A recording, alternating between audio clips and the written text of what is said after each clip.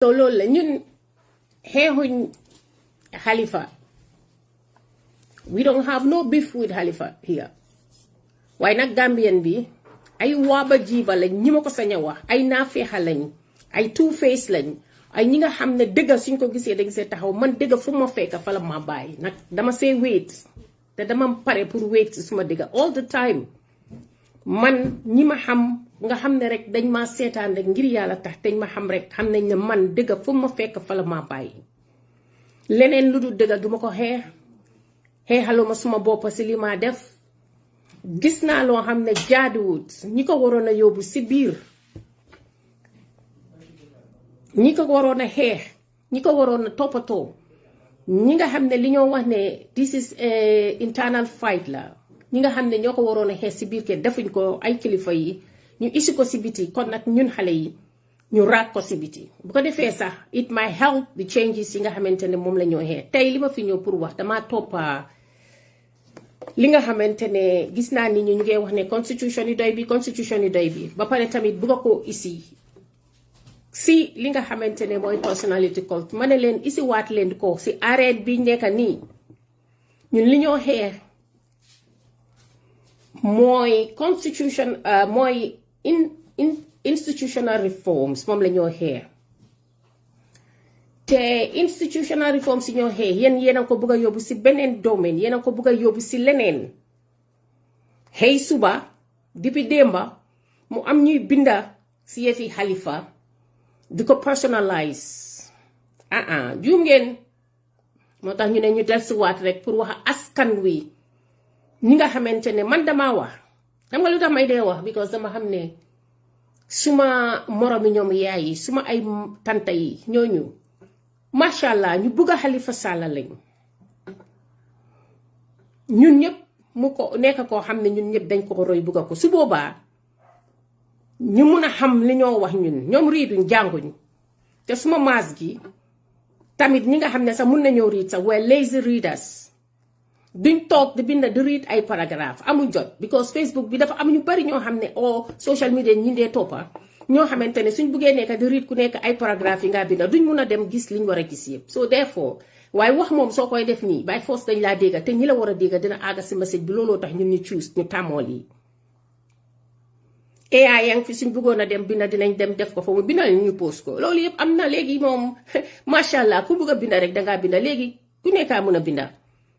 loolu moom lu nekk dañ ko yombal waaye nag ñun bii lañ choose léegi nag ma gis ñi nga xamante ne ay waaba jiiba lañ seen yoon nekkut si li nga xamante ne mooy ew am na sax ñoo xam ne seen yoon nekk na si ndig ñu nekk si political party bi ñoom si seen boppa xam nañ ne li kurang di wax dëgg la xam nga démba dama waxoon ne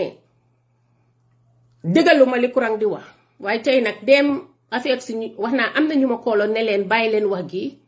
dëgga gi ñu toppatoo suñ soxla si suñ biir kër ñu ne déedéet ñoom duñ ko def ñu ngi continuer di bugg a validation di ut ay post yoo xam ne ñeneen ñoo ko bind ñoo xam ne daanaka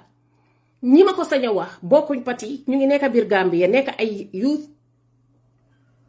young people ñoo xamante ne dañ xam Halifa Ababacar dañ xam PDOIS ñu ne ñoo am the best policies the best programs the best everything the perfect of everything but yet those people dañ choose pour dem toppa beneen political party toppa ñeneen ñoo xam ne jàng mënuñ ko sax ñooñu lañ toppa kon am na man ñooñu suñoo wax si Halifa suñoo jay Halifa di jay PDOIS man ñooñu seen jay duma saf xam nga ñen la ma seen binda si PDOIS di saf gis naa ko mel ni Amina Korea mi nga xam ne moom depuis ba mbir ma commencé muy sa impasse ba mu ngi toog si boori Halifa gis naa ñooñu ñu binda te ba join party bokkee jotee dañ pare ñu ñëw join party naam demoon nañ beneen party seen right la ñu ñëw join doy ñooñu suñ waxee ñu ngi si biir dinaa leen déglu su Amina Korea ñëwoon tey binda li ma wax démba ak li kurang di wax mu ne du dëgga dinaa ko déglu waaye nag am na ñoo xam ne ñu ngi binda di post share ñu ngi nekk doy suñ waxee duma leen déglu xam nga lu tax because few weeks ago bu yàggut nii rek ñoom si seen bopp ñun li ñoo jàmbat xam nañ ko dañ ko jàmbata ñun di ko wax a ñun di ko defa ñun di ko plan ñun di ko wax a ñun di ko defa ñun pour di work on how these reforms moom lañ war a def ñi koy def di ko def ñoom si seen bopp am na sax ñoo xam ne they were rooting for Alhaji Kurang pour mu nekka the next leadership nii la fa taajoo démb waxoon naa leen man awma lu ma wax man awma kenn ku ma ragal those very people were rooting for Alhaji Kurang pour mu nekka the leadership of this party so therefore man benn kàddu laa am lu ma wax démba si lay taxaw lu ma wax tey si lay taxaw daanaka man démba duma mun a ñëw di root for Alhaji Kurang pour mu nekk the leadership of this party tey ma ñëwaat su defee lu mu war a def nag dinaa ñëw ne ko li nga def jaaduwut mooy li nga wax ak ni nga ko waxee ak fi nga ko waxee du foofu wax naa ko si kaw wax naa ko si suuf falaa mun a em Halifa it ma wax ko waaye duma dem di dem personal on him di ko attaque di génnee yoo xam ne sa waruma koo génnee man duma ko def man duma nit kooku am na sa doy yu bari yoo xam ne war naa ko mun a génnee waaye duma ko génnee because duma nit kooku because gor dangaa gore ba dee ñu tër paaka si sa kaw dangaa gore am na loo xam ne yaa sa ay nawle soo leen togee ngeen waxtaan ko muy politique ngeen bugga koo jëf muy politique am na sax soo amee nit problème loolu nga ba ko bu ko wax waaye sooy ñëw nag di bugga ut validation daanaka man duma am benn respect si yow man noonu laa mel démba si guddi am na ñu ma waxal ma ne leen bàyyi leen wax gi mu em waaye déedéet ñu ngi ko bugg a turn into cult and the very people ñoo xam ne they have issues li Alhaji Kurang wax yépp Alhaji Kurang am na ñoom moom meeting mu wax ko ñoom xam nañ ko we know about this man de suma boppa lay wax ne from 2022 li ma Alhaji Kurang di jàmbat mu wax ko about the membership cards yi nga xam ne man maa ngi nii gis nga ñi nga xam ne ñooy wër di support di defend nañ génnee li ma génnee nii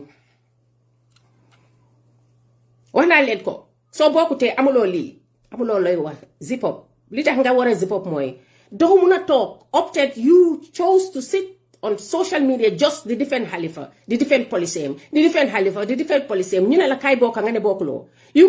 we contacted you for you to join the party bokkuloo yow li nga wax gëmuloo ko dégguwut si yow you don't have this membership card man dama ko am ñu defar ko ba Gambia yii la Halifa tegoon toog yii yëpp dañ ko dee jaay man dama ko jënda ko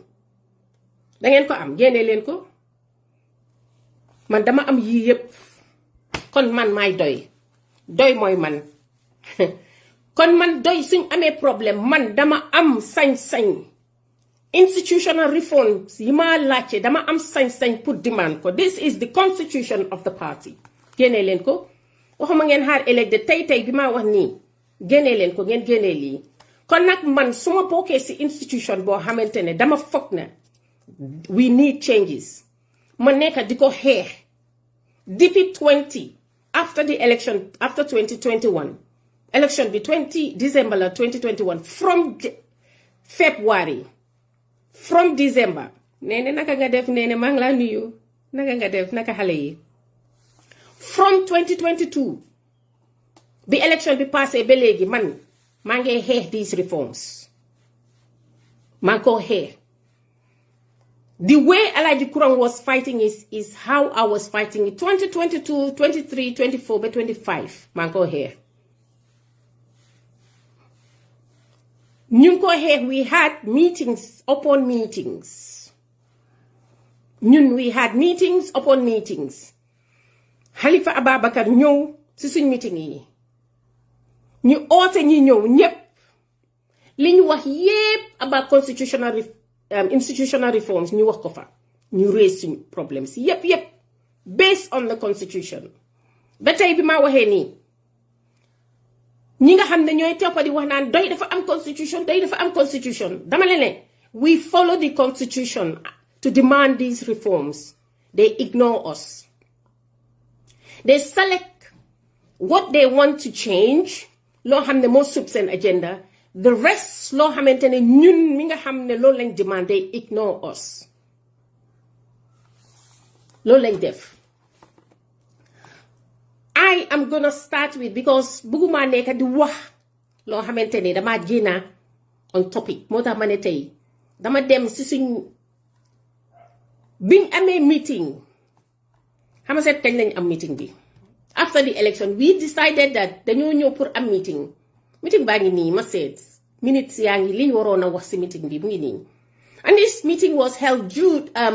we posted it on June, recommendations yi wax nañ am na meeting boo xam ne dañ ko def in June or before June in 2024 daal fekk ñëpp ñu bari laa wax ñu bari ñi nga xam ne dañ bokk parti bi xam nga doy naka la bindoo te ñu bari si social media bi maa ngi leen gis ñu ngi ñëwaat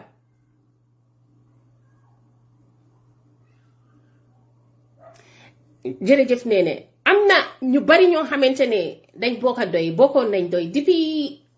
after 2017 comme suma maas gi rek ñu bokk doy waaye what they did was they joined doy and then they got frustrated loolu mooy the usual protocol of doy you join doy and then you have issues yoo xamante ne danga ko dee raise all the time and what happened here is you keep raising it they ignore you and then so mel ni man o nga mel ni Aminata Korea o nga mel ni sa perhaps Pamadi Kurang, you know what they do? They will frustrate you. And then what the Gambian, usually what we do is we decide, you know what, let me just leave it. I'm focus on something else. That's what we do. They get you frustrated and you leave and you don't say anything. A lot of people was doing that. I'm not example. Come Bakari Ba. These people were frustrated, they left. He only came back again in September. Congress, he's coming back. He frustrated a lot of people. Myself, there was a time I was frustrated. I decided not to participate on a lot of things. A lot of people were frustrated because daga raise concern persona kendula fale.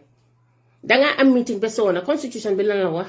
Come ñoom dañoo quote constitution actually ñu dem si constitution. I'm not gonna be here to quote all the constitution, but li nga xam ne c'est brief storm. Why suñ bëggee this journey we can keep continue every time you know they expose other things. They either stop or we continue. Personal attack bi lañ war a stop. ñoom ñu ngi wax UDP ñoom loolu la ñoo def ñu ngi wax yeneen parti ñoom loolu la ñoo def Alaaji Kurang dafa génna expose li nga xam ne moo fa nekk instead of ñun ñu ne we made a mistake, we should learn from this, and you go internally and we talk about it. Ñu oote emergency meeting ñu waxtaan ñu ne let's focus on how we resolve these issues internally. Yéen ñëpp tee leen seen loxo bu kenn waxati déedéet. They are doing the usual style of doy. Mooy ne they keep quiet, allow the attack dogs to do the attack, but it's not gonna pass this time because I'm involved. It's not gonna happen. Gis nga Halifa dafa ñëw keroog mu ne Alaaji Kurang daf dee wax ne yi moo def neexu ko si biti mooy dafa ñëw di wax ne UDP and these people are 6 and 9. Exactly what these people are doing right now on social media. 6 and 9 is nothing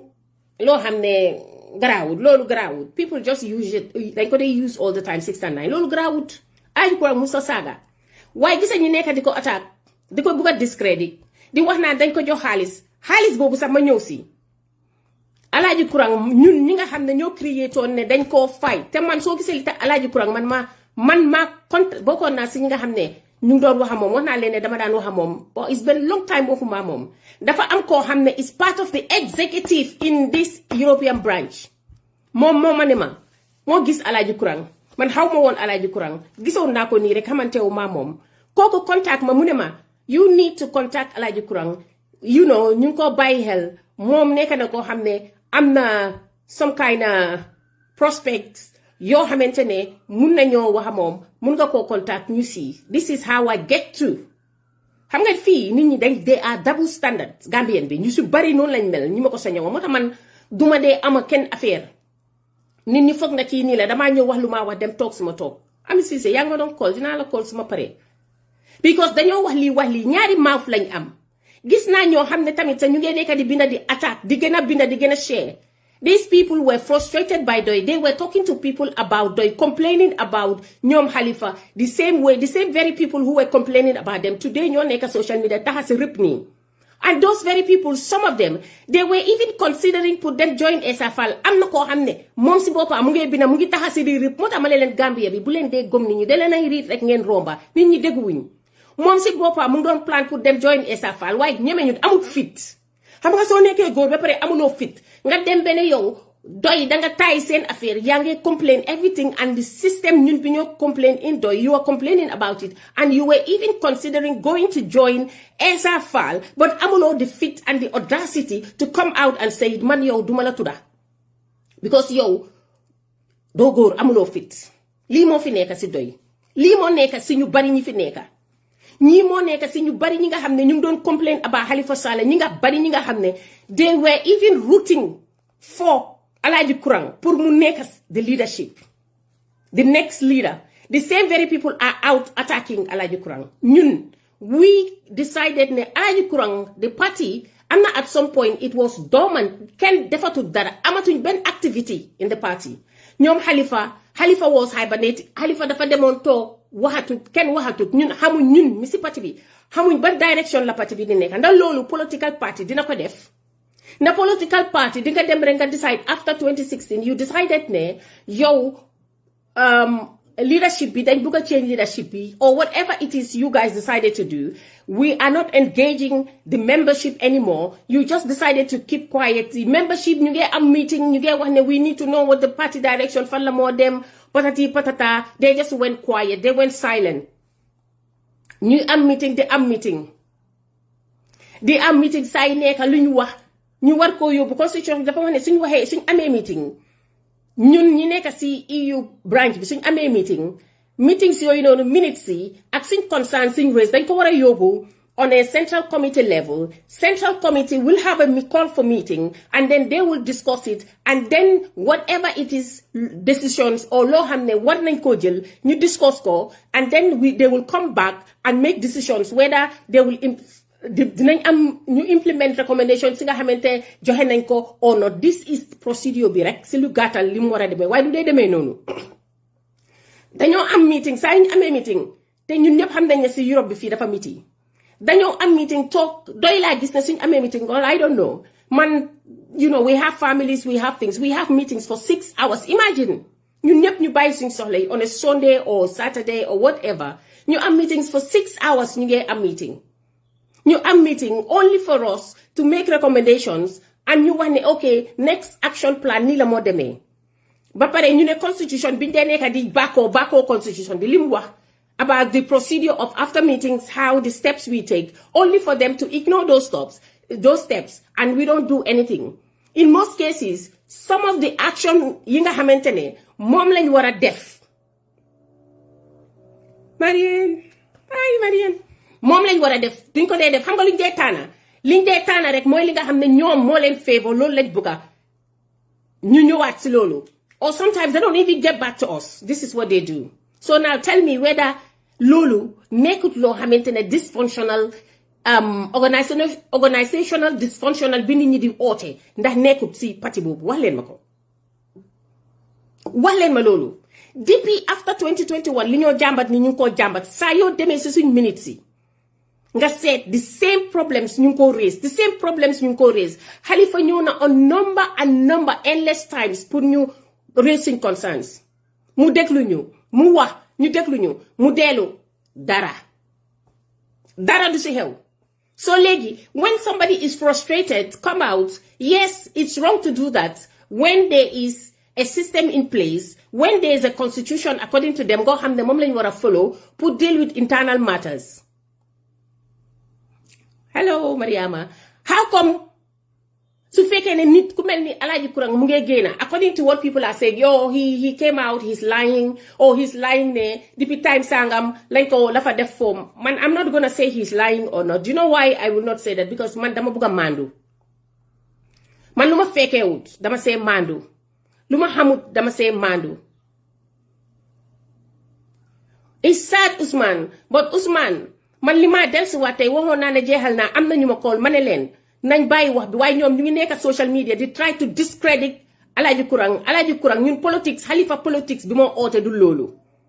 Halifa dafa oote politics boo xamante ne mu ne bugut attacks politics boo xam ne bugut saaga soo su fekkee ne Alhaji Kurang génn na mu wax lim def jaaduwut ñu oo ko ñun si suñ boppa suñ kër la bokka suñ biir la bokka ñu oo ko si suñ biir ñu ne ko li nga def man démba oo naa ko man wax naa ko in fact before I came live I tried to contact him I didn't get him but after I did make my live video I contacted him I told him exactly what I said on the live ma ne ko danga mistake danga juum waruloo koo def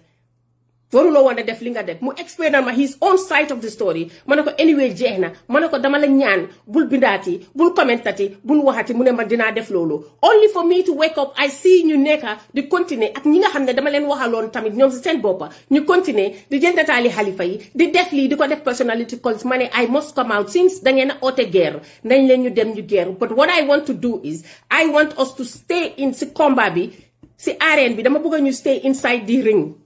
Let's not go out of the ring. Deltuwaat leen si ring bi.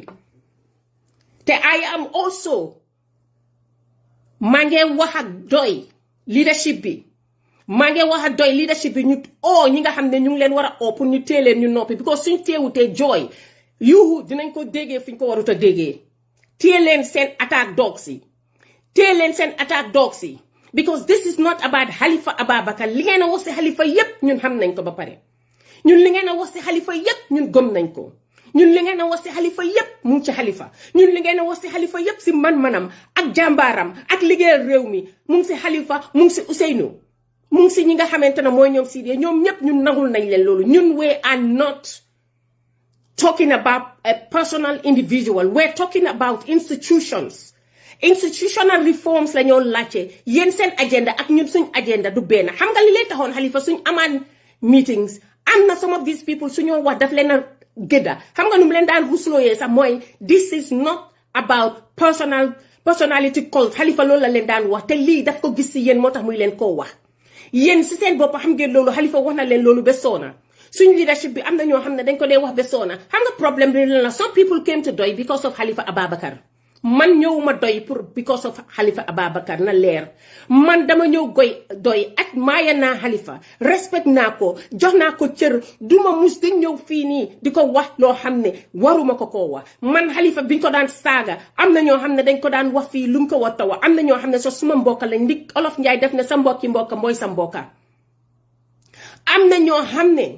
dañ ko daan attaque man maay génn fii di ko defee ñuy saaga suma ndey di taf yéen mii toog tey di wax ngeen ne mu paaral ba dama daan dem si suñ groupe yi di wax ne ñun lu tax Halifa suñ ko waxee luñ ko warut a wax dañoo génn waaye alaaji Kurang bi comme naaw mu nekk seen easy punch back ngeen bugg a génn di ko attaque because of lim def te lim wax dëgg la mu ngi expose institutional malfunction yi fa nekka ngeen bugg a ñëw di ko attaque di def personality cult ñun duñ ko nangu tey te duñ ko nangu ëllëg na leer duñ ko nangu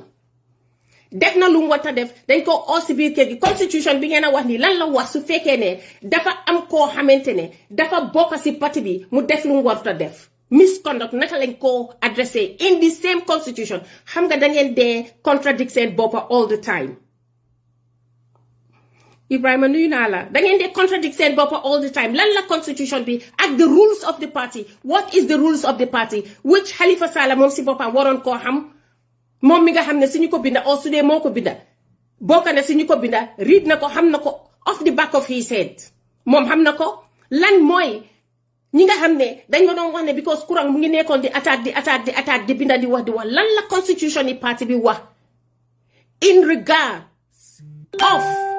when somebody is misbehaving dafa misconduct la dafa def misconduct lan la parti bi wax constitution bi lan la si wax why how come ñun we didn't follow the process bi nga xamante ne li ñoo practice lu tax ñun dañ ko preach comme li ma leen wax démb rek there are a lot of things that they preach they don't practice constitution bi dafa suñ constitution bi ak suñ procedures yi suñ party procedures yi dafa am lu mu si wax am na certain behavior soo ko defee am na façon yi alamaan yu ñu laa jox am na façon yi yëf yoo xamante ne noonu lañ la war a def how come even if it means we can suspend him pour ñu ne ko waruloo def lii waruloo dem publicly pour def lii we are going to suspend you in the meantime while we investigate xam nga loolu mënoon nañ ko def xam nga loolu Halifa mënoon naa use that ne this guy has been talking so long di wax loo xam ne waru koo wax according to ñoom ñu ne dafa fen according to ñoom ñu ne ko we are going to suspend you loolu mooy party procedure bi loolu la constitution bi wax you should have followed the constitution instead of coming out di ko confront publicly and I believe ne that confrontation li tax ñu def loolu noonu mooy ne it was the process biñ bëggoon a def that guddi mënut a jaala moom la ñoo follow nii mooy ne dañ bëggoon a discredit the guy they wanted to discredit the guy and therefore they tried perhaps it didn't work now they came seen attaque dog si génna di bugg a jekkali li ñoo def ba pare di si tudda xaalis di wax ne dañ ko jox xaalis ma leeralaat xaalis boobu noonu ñun ñoo créé toon ñun ñoo waxoon ne Alaaji Kurang dañ bëggoon pour ñu jàpp mu dem ni parti bi nekkaatuñu woon di def benn activité te ñu ngi gis ne Alaaji Kurang mu ngi door di def activities ñun ñu gis ko mu am ñu ma contact ne this guy is doing this and this and this and this ñun ñu ne okay we will contact him and support him pour su ko defee because Gambia is good comme niñ koy defal political party bi rek like Halifa now is on tour he is going on tour and we ñun dañ teg suñu xaalis mooy ñi bokk membership bi dañ teg suñu xaalis pour yónnee leen ko moo tax ñu mun a dem tour the same thing we did ne we want to put money together to give it to this guy so that he can get to the village so that mu jënd t-shirts so that mu jënd ndox so that mu jënd this and this and this we did it everybody does it we did it te xaalis boobu sa bariwut ñun ñoo ko jox moom laajut ñu xaalis ñun ñoo decide loolu ñun ñoo am suñ meeting ñu decide ko ñu jox ko te nag man dama foog na li ngeen a oote ne da ngeen déggu su fekkee ne da ngeen am meeting mu nekk loo xam ne is internal issues ngeen am seen meeting dafa war a des foofu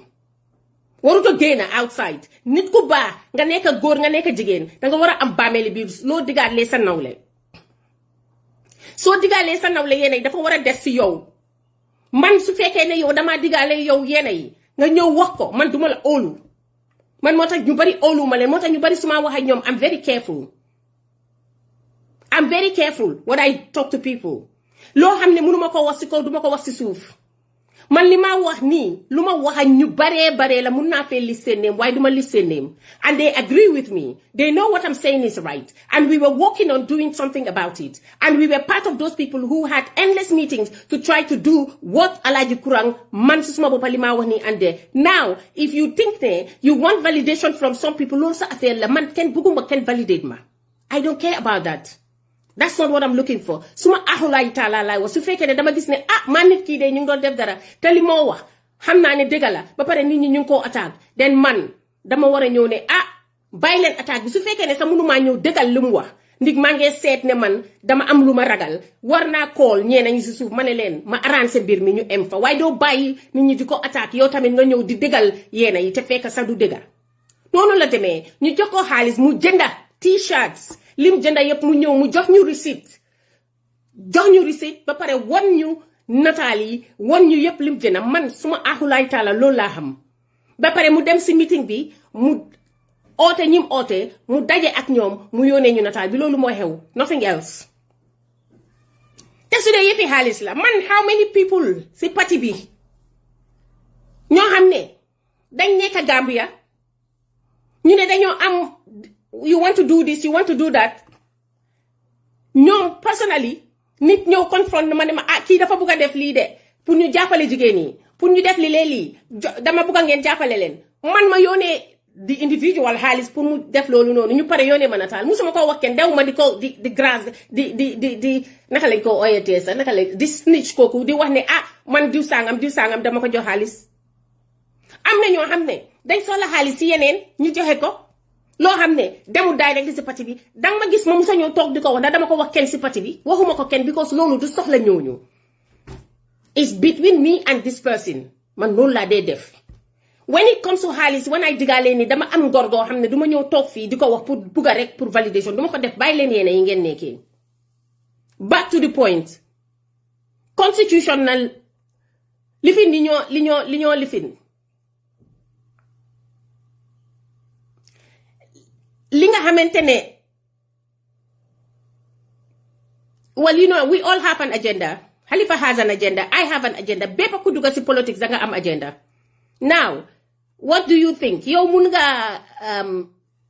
gisee agenda bi ne lii la oo lele la ñun ñëpp am agenda Halifa mu ngi nekk in a tour dafa am agenda. What is Halifa agenda? Halifa agenda is moine he wants to come back because based on what he's saying man su nit di wax li ma wax li nga wax lay déglu ak li nga waxut sax dama ko dégg ci sa wax bi because su fekkee ne da nga wax ne yow ñu laaj la question laaj la ko laajaat la ko ñun ñi nga xam ne ñoo bokk ci parti bi dañ am meeting ñu laaj ko Halifa bés boobu dina yi dañ tàng sax ñi attend meeting bi xam nañ ko ñi attend meeting bi xam nañ li ma wax dina yi dañ tàng because people were demanding ne na Halifa clarify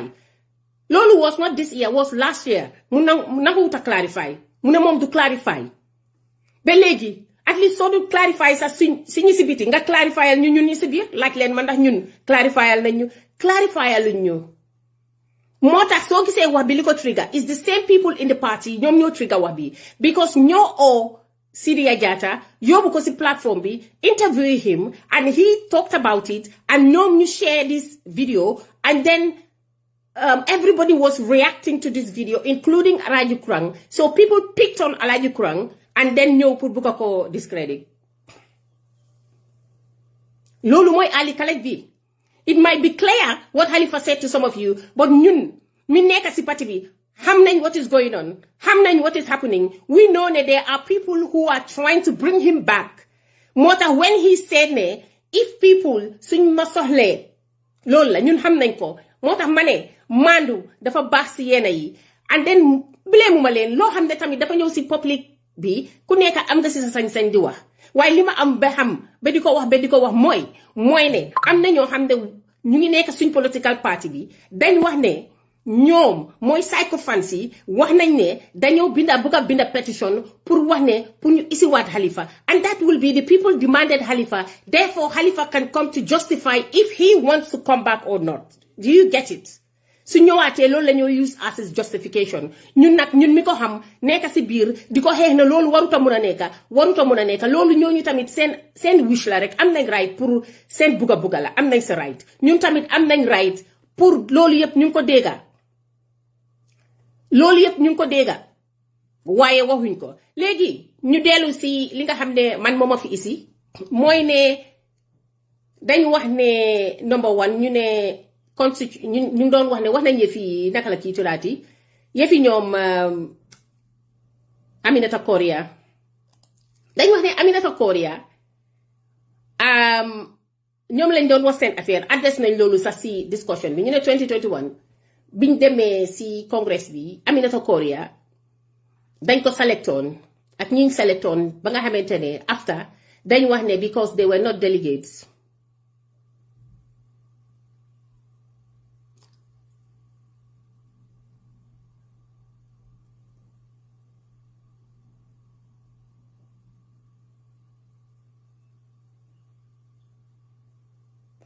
am na ñoo xam ne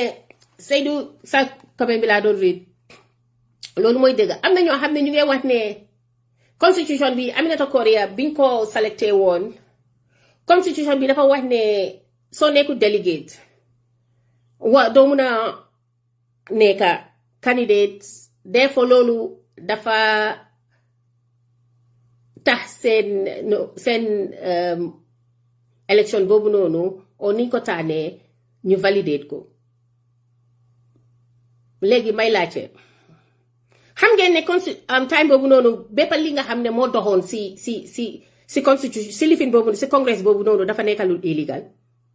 mbaa xam ngeen loolu xam nga ñoom li leen sut rek la ñoo wax fi mu nekk ñun nag dinañ ñëw expose benn te ñun si dëgg ay facts lañ koo teg ñun ñëwuñ di waxee fii with emotions ñun ñëwuñ foofu dama la ne constitution yi doy bi dafa wax loolu d'accord nañ loolu la wax léegi ñun dañ leen bugg a also point out te challenge nañ leen nañ ko weddi ne everything that happened in that from the process to the voting was illegal based on the constitution but ñeneen ñi ñu ngi leen bàyyi ñu ngi continuer do you know how because dafa dañ alaa woon soo nekkul delegate waruloo vote te du loolu lañ wax waruloo participate waruloo vote everybody voted bés boobu noonu and am na yeneen process yoo xam ne sax dañ ko waroon a follow bala ñoo egsi foofu they violated those rules the usual doy style noonu lañ ko defee ñi war a dem pour gisi ñi war a gisi fi ñu war a jaar ba egsi foofu defuñ ko ñoom dañ dee am special nit ñoo xam ne ñoom lañ dee tànn ñuy dee def yéene yi because ñooñu dañ dee dox si seen waaw man maa ko wax te loolu mooy dëgga ñun wax nañ ko ba soona ñu jógee si loolu ñu tànn Aminata Korea ñu ne ko ñu ne dañ koo génnee because Aminata Korea was not a delegate foofu pëccaxoo moo fa xewoon bés boobu kenn xamut kan mooy delegate ak ku du delegate ñëpp a doon vote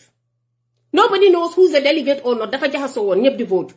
and guess what happened when that happened people realized it because ñu ngi nekkoon si diaspora bi nekka ñeneen ñi ñu ngi ko man am na ñoo xam ne sax bés boobu maa ngi leen doon call di wax ak ñoom xam nañ ne lii nii process bi ni ko tëralee nii baaxut am na ki nga xam ne moo doon preside bés boobu noonu di ko toppatoo nit ñaa ngi koo call di ko insist di ko wax xam na ko instead of them to announce it direct there and then pour wane ne process bi dafa flow am na yoo xam ne problème yi moo fa nekka instead of them ñu rectify ko that day they ignore it why because they didn't want Aminata Korea in the first place pour mu jël that position do you know kan lañ bëggoon pour mu jël ko yéen a xamut ñun dofuñ ñun si lañ bokka ñun xam nañ they wanted Fatou Touré pour mu nekka in that position because Fatou Touré is a yes sir that was their plan but unfortunately seen plan didn't work because they said ne ki war a nekka in that position Halifa sax mu ngi ko doon wax you have to be less than 45 years or 35 years whichever therefore pëccaxoo bi fa am noonu yëpp xam nga ñoom kañ lañ votaloon Fatou Touré lañ votaloon and people were voting left right and center they don't know who is who they voted for Fatou Touré not Fatou Touré Fatou Sow it's only later they realized somebody pointed out to them ne Fatou Touré is disqualified because of age noonu lañ décidé pour tànna Aminata Korea dama leen a laaj suñ tànnee Aminata Korea ñu dem ñu realize ne ok problème am na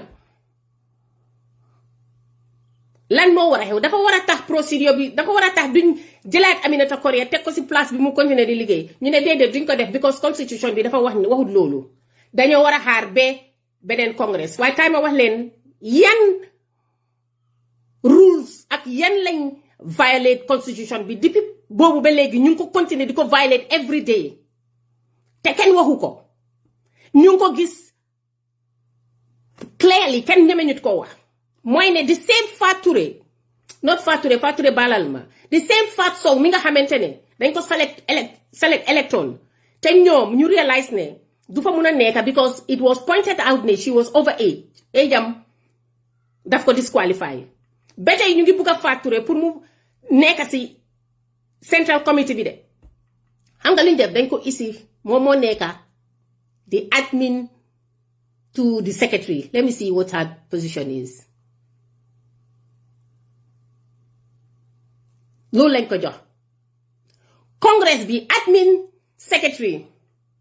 moom lañ ko jox moom la nekka she was not elected but she is admin secretary xam nga admin secretary kan moo ko nekkoon all these years Idi Jallow moo ko nekkoon waaye Idi Jallow at some point moom si boppam comme rek di doy usual style dafa toogoon he was not active anymore at some point and they needed somebody ñoom central committee ñu decide pour def Fatou Touré loolu dama laa laaj ndax Fatou Touré was voted for pour mu def that position si congress bi déedéet xam nga foofu one violation la def nañ ko te ñu ngi noppi secondly si the same congress bi ñoo wax ne constitution bi dafa wax ne central committee bépp ku fa nekka dañ la war a elect it is elective position la Fatou Touré is currently performing the financial duties as a treasurer because ki nga xam ne ñaasi la santa moom moo nekkoon the treasurer all these years kooku mënatut a perform duties am because dafa feebar guess what happened the same Fatou Touré mooy perform the duties of the same person mu nekk ne ñaari position lañ ko jox in the same central committee muy ko perform may leen a laaj Gambia ndax loolu noonu is it not in violation of the same constitution ñoom ñu ngee tudda di ko binda gis naa leen loolu la ñoo binda man ñëwuma fi di wax yëfi personality cult man dama ñëw fii pour wax in the constitution these people are quoting let's go to the constitution ñu ñëw ñu dubonk li ma wax in the constitution dama ne leen ndax Fat Sow war naa benn nit war naa mun a occupy 2 positions in the same central committee laaj leen ma loolu lu tax bi nga xamante ne I don't have a problem for her to be currently because su fekkee ne ki nga xam ne moom lañ électoon ñëwut lifin mun nañoo ko nit si place bi nga di liggéeyam because yene yi loolu daf dee am interim dañ dee teg nit leader su fekkee ne dara jot na mun nañ faa tegangum nit ngay liggéey loolu I don't have a problem for her being placed as the admin secretary. I don't have a problem, but finance treasurer warut ko muna neka dañ waroon a ut keneen but it is convenient for Fature to be there because the ins and the outs, the way the finance is wrong, you have to be trusted pour nga neka fa loolu nag waxi beneen bés la waxuma ne kenn dafa sàcc xaalis waxuma ne dara waaye nag the way the party finance is run, you know, without any whatever, somebody has to be there. Ko xamantene ñoom li ma leen wax rek central committee, you have to be somebody who just yes sir. See some people ñi ma ko sañ a wax pour nga mun fa nekka or you are danga rus Halifa danga rus ñeena ñi danga xam nga doo dee challenge people you just do then you're there ku mel ni Aida Jallow du fa mus di am place Aminata Korea cannot even have place foofu gis ngeen ko moom dafa am kaddu kenn du ko not kenn du ko call di ko wax ne ko bàyyil wax bi comme man rek kenn sañu ko kon moom su fa nekkee su gisee loo xam ne mu ngay dox by force dina wax ne ah lu tax lii di dox constitution bi waxut lii constitution bi wax nit moom ni kon dina ko raise man ni dinaa ko doon raise waaye ñu dugal fa ñaari nit dama leen a laaj koo xam ne dangaa damoo di bàkkoo constitution why are you doing that is that not a violation it is ñu demaat feneen ba pare not only that the same person muy the same Fat Sow xam nga lan la wax ne moom la nekkaati moom dafa claim balaa congress bi dafa claim ne moom moo nekka di assistant coordinator pour KMC te loolu is an elective position kan moo ko elect pour mu nekka loolu she is acting pour loolu assistant coordinator of KMC benn nit ki yow nga nekka admin director benn nit ki nga nekka di treasurer benn nit ki nga demaat nekka at assistant coordinator loolu nag xanaa nit ñi nekkuñ foofu dama la laaj ndax is there no other people in Doi who can perform this the same person why because she's a very trusted person xam nga nag politicians yi ñoom xam nañ liñ dee def bilee mu ma leen I'm not saying it's wrong or right but yéen laa ko bàyyee ngeen xalaat rek ñoom they want people ñoo xamante ne ñoom lañ trust ñoo xamante ne xëy na sax duñ question some of the things that they do or whatever it is they just leave them that is what it is I don't have a problem loolu yéen mi am xel yéen a koo xalaat yéen mi nga xam ne yéenay wax ne constitution yéen lay wax ne su fekkee ne dañoo toppa si constitution ni parti bi rek loolu moom warut a am is a violation of the constitution ñu demaat Fat Touré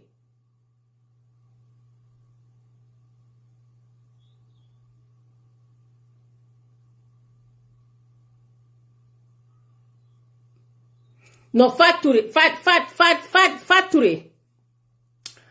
Touré lañ wax ne moom lañ disqualify because of age because 45 la nekka Fat Touré la ma correct ma boppa foofu léegi nag ñu demaat congress bi youth bureau bi boobu moom dama si wax dama see topp aw ma si soxla because ñun ñëpp xam nañ right now we don't have a youth leader doy te Gambia ñun ñëpp xam nañ how important it is for youth and women xam nañ naka la important young people are the most ñoom ñoo nekk ñi nga xam ne population in Gambia ñoom ñoo fa ëppale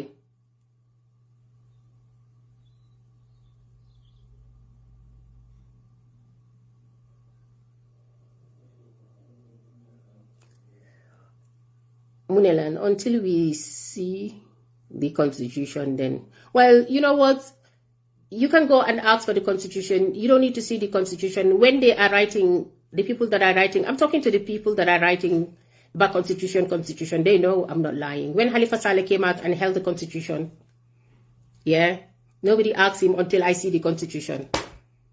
Nobody asks him that, do they? You don't ask him until I see the constitution. When the people that are writing on social media, constitution bililawa, constitution bililawa, nobody is demanding to see the constitution. You are free to request to see the constitution, not from me though, request it from the political party. Man, I'm talking to my people who are in my political party, my people who are those, they try to get involved, they don't know the head of the tail. Some people request to know, to have clarity. I am clarifying for those people. Anybody who wish to listen to me can listen, because man, the thing here is I'm not trying to convince anybody to believe what I said. I am saying that the people I'm talking to is the people who are in my political party. They know what I'm saying. They can come and challenge me. Anybody who's not in my political party and you're a Gambian and you know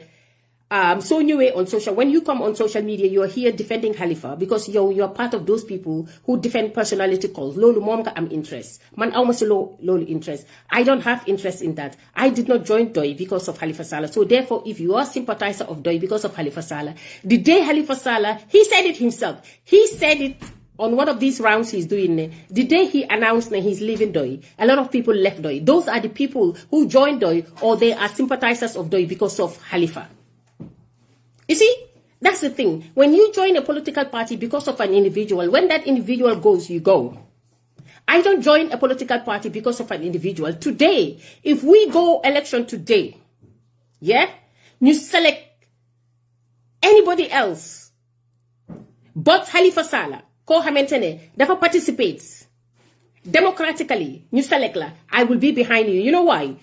The only reason why I'm not gonna support Halifa because he came out waxet duma ko nangu ñun ñoko bañ lolo tax waye su dutoon lolu su fekkone Halifa Sallah did not come out in 2021 mu wax ne I will not stand for elective positions again. Su fekkene he want to participate in this leadership contest, I will decide who am based on what I believe masanil ku neka. I will never come out here and sit here and say I'm not going to support him because I respect the guy. I know he's capable, but the fact that he came out and said that he's not, that doesn't mean that I will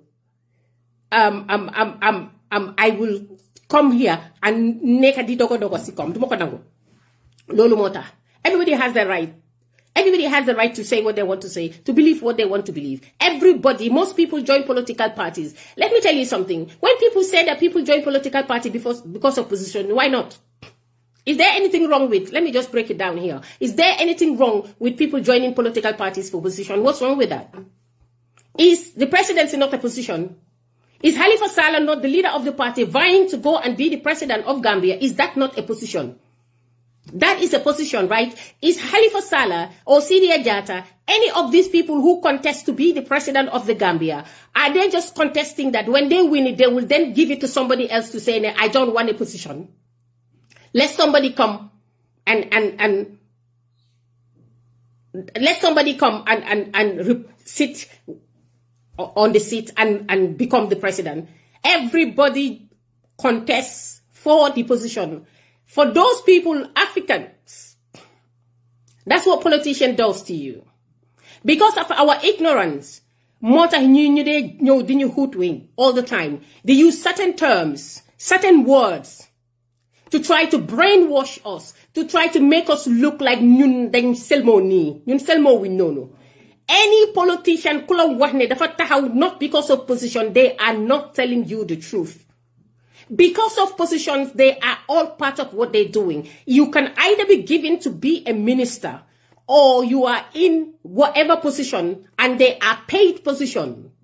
So therefore, any position you go for, it is you are doing it because of the position. End of story. Kurang, myself, you, anybody else as a Gambia, constitutionally Gambia, as we're quoting it, does not stop us from applying for jobs if you qualify,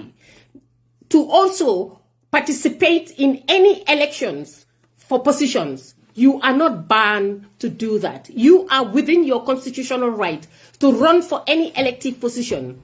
Do you hear the word? Elective positions. That is the reason why, for some of you who are saying that this person joined because of position, it is position, obviously. That is why they call it elective positions, right? ma dellusiwaat si li ma wax so loolu bàyyi leen ko wax bu daanu si saret la fii ñëpp a fi join politics pour bokk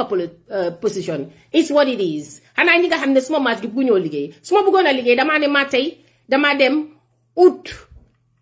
pour declare and you see the thing here is if we join something loo xamante ne we become something loo xamante ne we are dañ leen a ñëw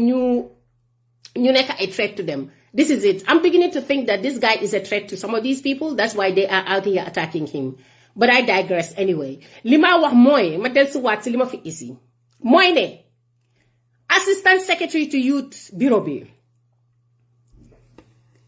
Su Central Committee bi suñ amé meeting duñ ko dé o té mom dafa nekk ko xamné dañ ko elect ñoo ñëp dañ bokka fofu. Luta duñ leen dé o. Dama la laaj ne dama bëgg wax na leen ko Central Committee ñi fa nekka laajal ma leen ñoom si seen boppa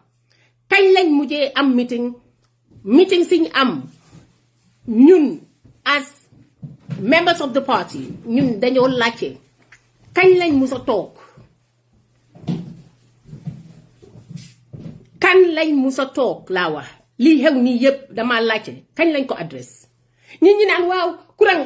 dafa fen application bi mu ko dama leen a laaj tamit how can you join a political party depuis 2021 and you still don't have a membership card? You are not registered. Do you know how many people say up bi ñoom ñu ngi fill seen form registration form bi ñu ngi ko fill ba pare it's been submitted to the bureau or to their bureaus or bureau central office bi or in their bureaus and they have paid for these and they are not given sent membership card. Do you know how many? There are a lot of them. And fee, kuma wedi, mandina isi yep evidence ma tek ko. Mandina isi yep next thing na, I'm going to bring people to interview them because people are talking in our groups. If you guys do not stop, I will bring people to interview them on this platform. We will do exposure fee. So len ebo sen attack dogs ngeen wax leen ne ñu dellu si seen cage yi ñu toog wax naa leen ko démba dellu leen oo dina ñaaw te lii ñaaw si yéen laa jógee man wax naa leen ko because lii yëfi kër la nañ ko sot si kër gi soo leen buggee mu yaaxu si biti nañ ko fi def bam saf sa paaral léegi jeex na tàkk loolu moo xew Aminata Korea lu tax niñ jëlee Faat Sow ñu dugal ko fa ak ñoom Faat Touré mi nga xam ne ñoom dañ leen disqualify on during the Congress te ñu ngi leen isiwaat dugalaat leen fa ñuy liggéey temporarily ñuy liggéey boo xam ne ñeneen lañ electoon pour ñu liggéey ko but for whatever reason those people are unable to do it. How come Aminata Korea was not brought back to do li nga xamante moom lañ ko electé woon waaye just because some problems happen during the process, mistakes happen during the process, which is allowed. Sometimes we're all human beings, like I said, we can make mistakes. Institutions, then you make mistakes. And when we make mistakes, what we need to do is, as individuals, I'm humility. While we make mistakes, we can rectify it. The same thing we should have done when Elijah Quran came and whatever he was saying, man, like I said, I was not online all this time. They told me that he was saying whatever. If we seen that he done some wrongs, we could have called him, look, okay, this is it, we can address it. No, but you plan to come out to degrade him. You try to come out to try to discredit the guy. And it was a plan. And it was something that was planned because according to my investigation, this was things that has been cooking. And that's why we were able to bring all these things to challenge him and do the usual stuff to say the constitution. Because when we say the constitution,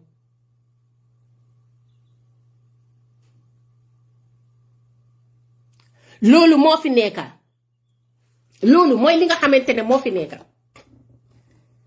man laa wax ne am na yu bari ñu ko doon xee ñoom Fat Jaane mii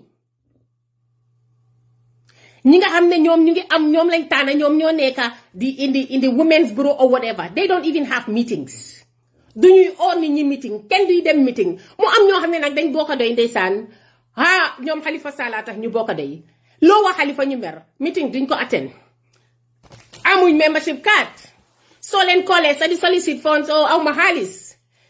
o soo leen koolee ne jëndal lii duñ ko def. We have only members mu am ñoo xam ne tamit ñi nga xam ne dañoo criticize, they have plans to try to boot them out.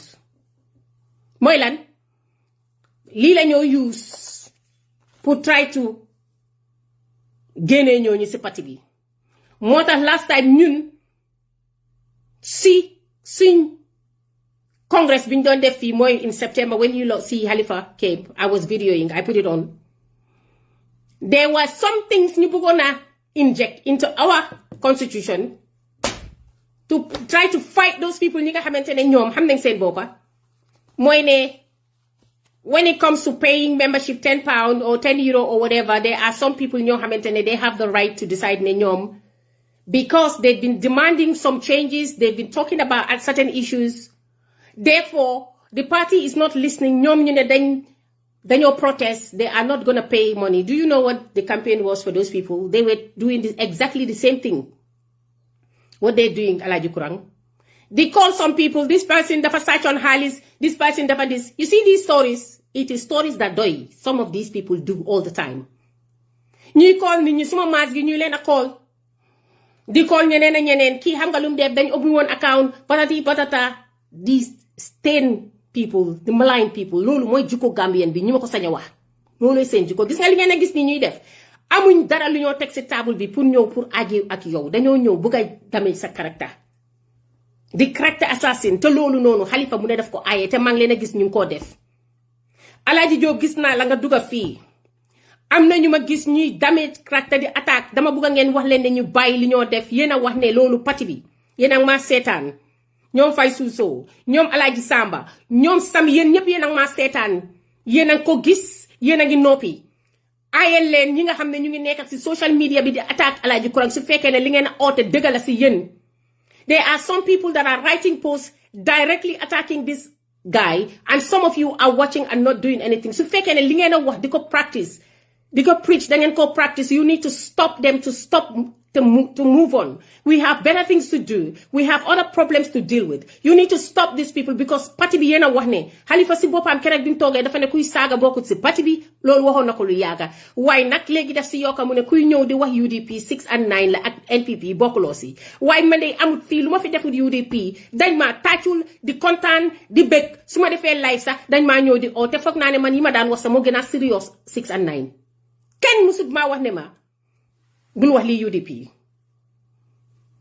Ken musul mako wax because it was convenient and I seen a UDP at injecting themselves in this because Alhaji Kurang daf len dan sonal torop UDP mandu len way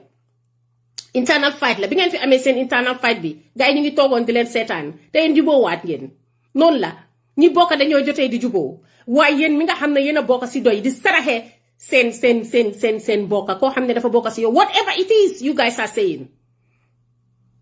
da ngeen wara sen li ngeen a oote ngeen ne seen intellectual capacity dafa war a ëpp loolu li ngeen a oote ne moom ngeen def dafa war a ëpp loolu man ay ëpp naa ko man duma bokkaa nit parti di ko daan jiital di ko oo di ko bugga pour mu nekk suñ candidat tey mu ñëw mu def mistake also su ko neexee mu def lu ko neex ngeen ñëw man li nga xam ne maa ko doon wax bi ma toogee ba toog a toog li ma seet bu ko gis si Alhaji Kurang am na yoo xam ne gis naa ko nga xam ne xëj na mun naa toog ma ne ok xaaral ma toog ma seet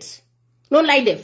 su ma waxee ne nit kii day lii laa foog si yow ma toog ba gis leneen loo xamante ne yaakaaruma ko si yow man li maa def dafa simple damaa jàpp suma ñaamur ma toog man noonu laa def waaye saaguma ko ataaguma ko defuma dara ñëwuma di sos fii nii ñëwuma di wax loo xam ne maa moom duñ ko doon wax privately di ko wax fii because God du def loolu góor sax du def loolu góor loolu du ji ko góor am na ñu bari dañ daan waxtaana moom di ko wax lu bari am na ñoo xam ne dañ daan am meeting di wax lu bari di plan lu bari waaye moom oytu leen mu kenn di wax de te man lu mu wax luy dëgga damaa ñëw dëggal ko soo leen eboo ngeen lem seen génni ngeen toog man laa wax bépp meeting boo xam ne maa ngi fa nekkoon moom mu ngi fa woon ak ñi fa nekkoon di wax li ñoo wax ngeen a koo attaque su ñëwee wax ne yéen a wax lii su dee dëgga dinaa génn ma wax ko ne dëgga la so ngeen bàyyi seen xel because man duma saraxe nit bàyyi leen dee saraxe nit bàyyi leen de gis opportunity ngeen ay sot nit baaxut góor du bokk si sot nit man deret daf ma dee yëngal su loolu amee deret moo ma yëngal bokkuma moom dara waaye nit laa su ma gisee ñuy bëgg a sot nit su loo xam ne du dëgg man damaa génn ma wax looloo tax ma génn wax tey tamit looloo tax ma génn di wax bàyyi leen li ngeen nekkee the guy is not perfect Halifa is not perfect yéen seen boppa yéen a gën a jubadi wax naa leen ko some of these people even nañ bàyyi woon parti bi They were not contributing. They were not nothing. They just recently come back to the party. Why? Li tax ñu bàyyi mooy the same things Alaaji Kurang di complain looloo tax ñu bàyyi ñoom xam nañ ko Alaaji Jooba ngi xam na ko Alaaji Samba si boppam moom mi nga xam ne mooy di naka la tuddaati moom moo nekk the chairperson of this political party 2 years dafa soona xam nga la na ko soonal ma wax ko mooy ne everybody left ñi nga xam ne dañ leen defoon ñu nekk si executive bi last 2 years ago. We had Congress last 2 years ago. We elected some people. Pour ñu nekk si executive bi. Guess what? None of those people were functioning. Them because ñëpp dañ discourage ñu bàyyi. Bokkaatuñ waxatuñ contributing. Suñ amee meeting if we even have 10 people ñu attend meeting bi we will be lucky. Li la wax si Gambien bi seen naafeexa bi. That some of these people are out here defending. Because they left. Some of them left the groups. Including myself, I decided dama wax from 22 dama wax persona fala wuñ ma mané man duma tegati ñoñu tamit ñu né ñom duñ tegati because dañ wax persona because if you're contributing to something and you are demanding for change they are dismissing your concern ñom ñu né duñ test in a form of protest. I said it everywhere. That's what I did. I protested until now bima decided ma gifal ma ñëwaat and I owe a year of contribution. I pay for that. Why ñeneen ñi dañ ne ñoom duñ fay because naka nga fay sa contribution ba pare yow soo ñëwee nga raise sa concern duñ ko wax ñi nga xam ne ñu ngi woon si congress bi léegi ñu ne ñooñu because loolu lañ doon def some people ñu bugg a leen a block ne dañ leen bugg a génne si parti bi parti boo xam ne yow yaa ngi ut ay nit pour ñu bokk si parti bi you have less people si sa parti naka ngaa nekkee naan dangaa daaxa ay nit si parti loolu laa leen wax ma ne leen ñun doy bari wuñ nit si diaspora bi bari wuñ nit sax Gambia in fact America sax suñ branch ba fa nekk dafa doxut ñun we need the people in the diaspora. How are we trying to def loo xam ne si constitution bi dafa daxalu ay nit loolu parti dina ko def dama laajte na parti dina ko def te li ñoo wax mooy ñu ne because those people are not contributing ma dem si congress biñ am in September Halifa was there ñi fa nekkoon nekk fa ñu ngi fa ñuy read constitution bi because bés boobu dama pare woon bala ma doon dem I make sure that I read everything li nga xamante ne constitutional review bi ñu doon def because dama xam gaay yi dañ gaaw xam nga lu ma leen xamee gis nga li ñoo ñëw di leen quotal constitution because xam nañ ni ñun duñ doy read suma maas gi léegi dafa am yu ñoo cabaxal si biir soo ko riidutee rek dangaa ñëw ñu vote ko mu dem su boobaa nga lor sa boppa moo tax dañ war di seet suñ amee interest si dara dañ koo seet man lu ma am interest dama koo toppa ba mu sës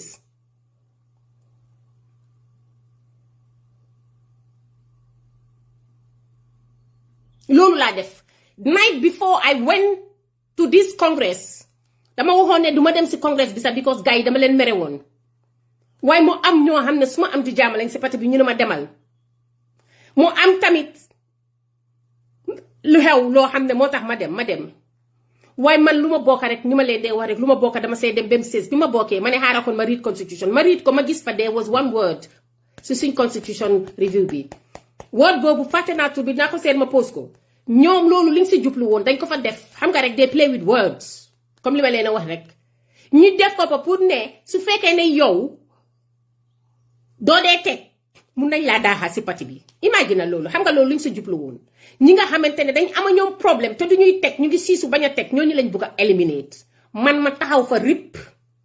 ñi fi nekkaa ngi nii ñiy binda nekka fii duma tudda seen tur xam ngeen seen boppa gis naa leen pa Oslo la ñoo nekk di mu am ñu nekk di ñu senso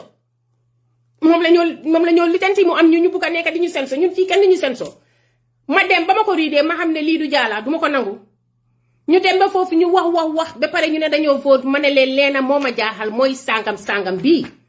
lii lu tax ñuy ko faa def warut a nekk si constitution bi waruñ ko faa def because lii la miin dafa miin ne su nit Alaaji Joobang fi mun ngaa binda woot bi yaa ngi fi gis naa la bindal woot bi ñi nekkoon foofu bindal leen woot bi ñoom Assane Touré yaa ngi fa gis naa la bindal woot bi ma ne leen duñ ko fi nangu duñ ko vote ma ne leen ñun as a socialist party loolu la ñoo oote xaalis warut ñoo jiital li ma wax duma fen ñi fa nekkoon ñu ngi nii di ma dégga xaalis warut ñoo jiital contribution 10 pound ak 10 euro warut ñoo jiital ba nga xamante ne ñeena ñi suñ tagutee because dañoo protest ñu ne dañoo use certain procedures pour block ñooñu pour daaxaleen ñun waruñoo def loolu as a political party ñun loolu du suñ cër ma ne leen as a political party boo xamante ne ay socialist la ñoo ooyee policies lañ am na ñoo xam ne during the COVID am na ñoo xam ne as I'm speaking to you they love the party join the party they are struggling to pay for their membership because some people nit ñi dañ am ñun culture boo xamante ne sooy struggle sax you don't come out and say it ma ne ko man dama daan jël su ñoo def fundraising I used to call some people to ask them for contribution ñoom ñu ma explainal ne they have problems bu ko dañoo teg te digga ñi am nañ ene pour teg waaye léegi dañ dee struggle te nag sooy struggle yaa ngi struggle even pour teg lekk sa table defe naa ne am na yoo xam ne du nekk priority ma explain loolu si congress bi ma wax leen ko ma ne leen suñ defee loolu naam am na ñoo xam ne they are deliberately not wanting to contribute ñooñu mun nañ leen a daxa waaye dina affect ñeneen ñi nga xamante ne ñoom dañoo struggle at some point te kon xam nga suñ daxee ñi nga xam ne ñoom lañ foog nda ñoom teguñ dañoo deliberately bañ a teg te ñu daxa ñooñu ñu fight ñu use the law moo tax law dafa war a nekk loo xam ne dafa nekk lu just gis nga sooy teg ay loi doo ko teg pour ay yenn nit danga koo teg pour ñépp waaye gis nga loi boobu suñ ko bàyyi woon mu jaala dinañ ko def pour xeex ñi nga xam ne ñoom la ñoo bëgg a xeex ba pare ñi nga xam ne they are innocently don't have money they are struggling mu affect leen because duñ mun a daaxa ñooñu ba pare ñeneen teguñ duñ leen daaxa because ñun every month su nit ñi fayee dañ dee ñëw pose ko soo su ma gisee man Aida Jallow mi nga xam ne lu ma gis laajte ko su ma gisee ne Pa Ous tegut daaxa nañ ko te Pa Ous moo nekk koo xam ne dafa protest ñu daaxa ko ma gis ne Aida Jallow ngi nii moom tegut waaye xam naa ne ñu ne ma waa xam nga Aida Jallow tegut waaye xam nga dafa am problème moo tax du ma ko nangu because he has to apply for everybody noonu lañ fa nekkee ñuy debate di ko debate it took a long time ba Halifa dégg naa ko keroog si meeting si moom moo kurang kurang ngee explain ne dafa demoon si benn meeting waaye dañ ko ne ko because moom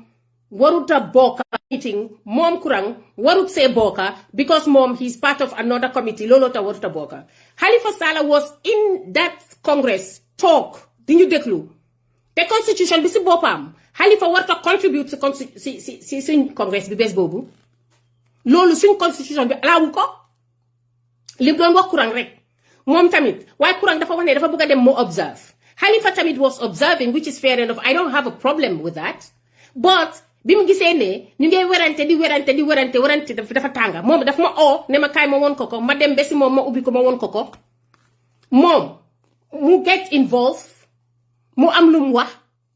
waaye leeral na tamit bi moo wax loolu tamit leeral na ne I'm not trying to convince anybody pour mu do otherwise or anything waaye dafa leeral rek which I don't have a problem with ma leeral ko bala ñoo dem yóbbu suma kaddu I don't have a problem with that waaye dafa wax waaye lim leeral sax taxut moo influence ñu suñ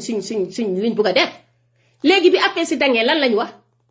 the usual suspect yi nga xam ne they always use seen personal agenda pour xeex nit ñi ñoom ñoo doon insist on that particular phrase mu nekk ci constitution bi man xam naa leen I've dealt with them all the time I know when I came to the party they will call you to tell you oytul kii they did it to me ci America seen branch bi ma nekkee di try to di interact ak ñoom somebody in the central committee moom ma yónnee message wax ma ne ma these people that li ñoo wax lii ma déglu ko ba pare ma ne ko thank you man ma continuer man kenn du ma may ko ma ne du ma ko nangu man mag laa kenn du ma tànnal ku ma waxal Gambien bi nag loolu lañ miin dañ ko dee def social media dañ ko dee def ron dangaa gis ne sax soo Aida Jallow am na koo xam ne like ko dafaa dem si ron di call nit ñi di leen wax Aida Jallow lii la def Aida Jallow lii la def Aida Jallow fen yi kese fekk man musuma wax ak yéen xam nga li ñu si jublu mooy dañoo ñëw jël la nga nekkaa ñoom ennemi ñu bugg a jël yeneen nit use leen ñoom tamit pour ñu nekk ennemi ñoom noonu lañ dee xeexee Gambien bi man loolu du suma jikko soo leen amee problème ak ñi nga xam ne muy ñoom Moussa Camara ñoom Moussa Sané mi nekk Amérique ñooñu dañ bokk si parti bi depuis si 19 ba parti ba commencé ngeen ama ñoom problème di ama ñoom fitna man loolu dafa tax man duma interacté ñoo yéen kan dama leen ne ku nekk central committee moom dama amoon na moom sa benn relationship moo ma call ne ma nii because ñu ma bugg a influence noonu lañ dee def gis nga suñ groupe yi soo fa nekkee di wax soo waxee loo xamante ne ñi ànd naa ñooñu dañ laa call si ron wax la ne hey ñii troublesome lañ ñii nii lañ def ñii nii la ñoo def nii la ñoo ma déglu ba pare ne la thank you su ma gisee ñooñu def lu ñu war a def man dinaa leen ko wax de ñooñu bés bu ma toogee ma gis ñooñu ñu def lu ñu war a def dinaa leen ko why nobody will influence my decision or my friendship or my any collaboration boo xam ne am naa ko ñooñu kenn di ko influence man du ma nit kooku noonu laa continuer di interact ak ñooñu foofu noonu ba nga xam ne dama toog ma ne man sax dama sonna si yëfi politique xam nga dem continuer maa ngi amee leen soxla noonu laa gëj a contribuer si groupe boobu. Oh, my voice is cutting. Is it clear now? kooku salama tegee boor ñoom noonu la suñ la trahir pour contrôle la munuñ laa contrôle dañ la dee dugal si benn box mel ni man dama leen faale man faalewuma leen man dama bokka te mënu leen maa génnee loolu la man laa neex ma ñëw resign waaye kenn du ma génnee ndi du ma def bépp loo xam ne dafa tax ñu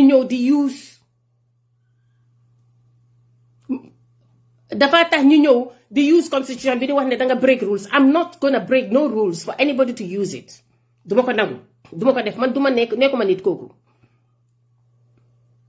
duma ko nangu léegi li xew noonu lañ fa argué ak ñu gis ne mbir mi tight na luñ def dañ ne nañ ko vote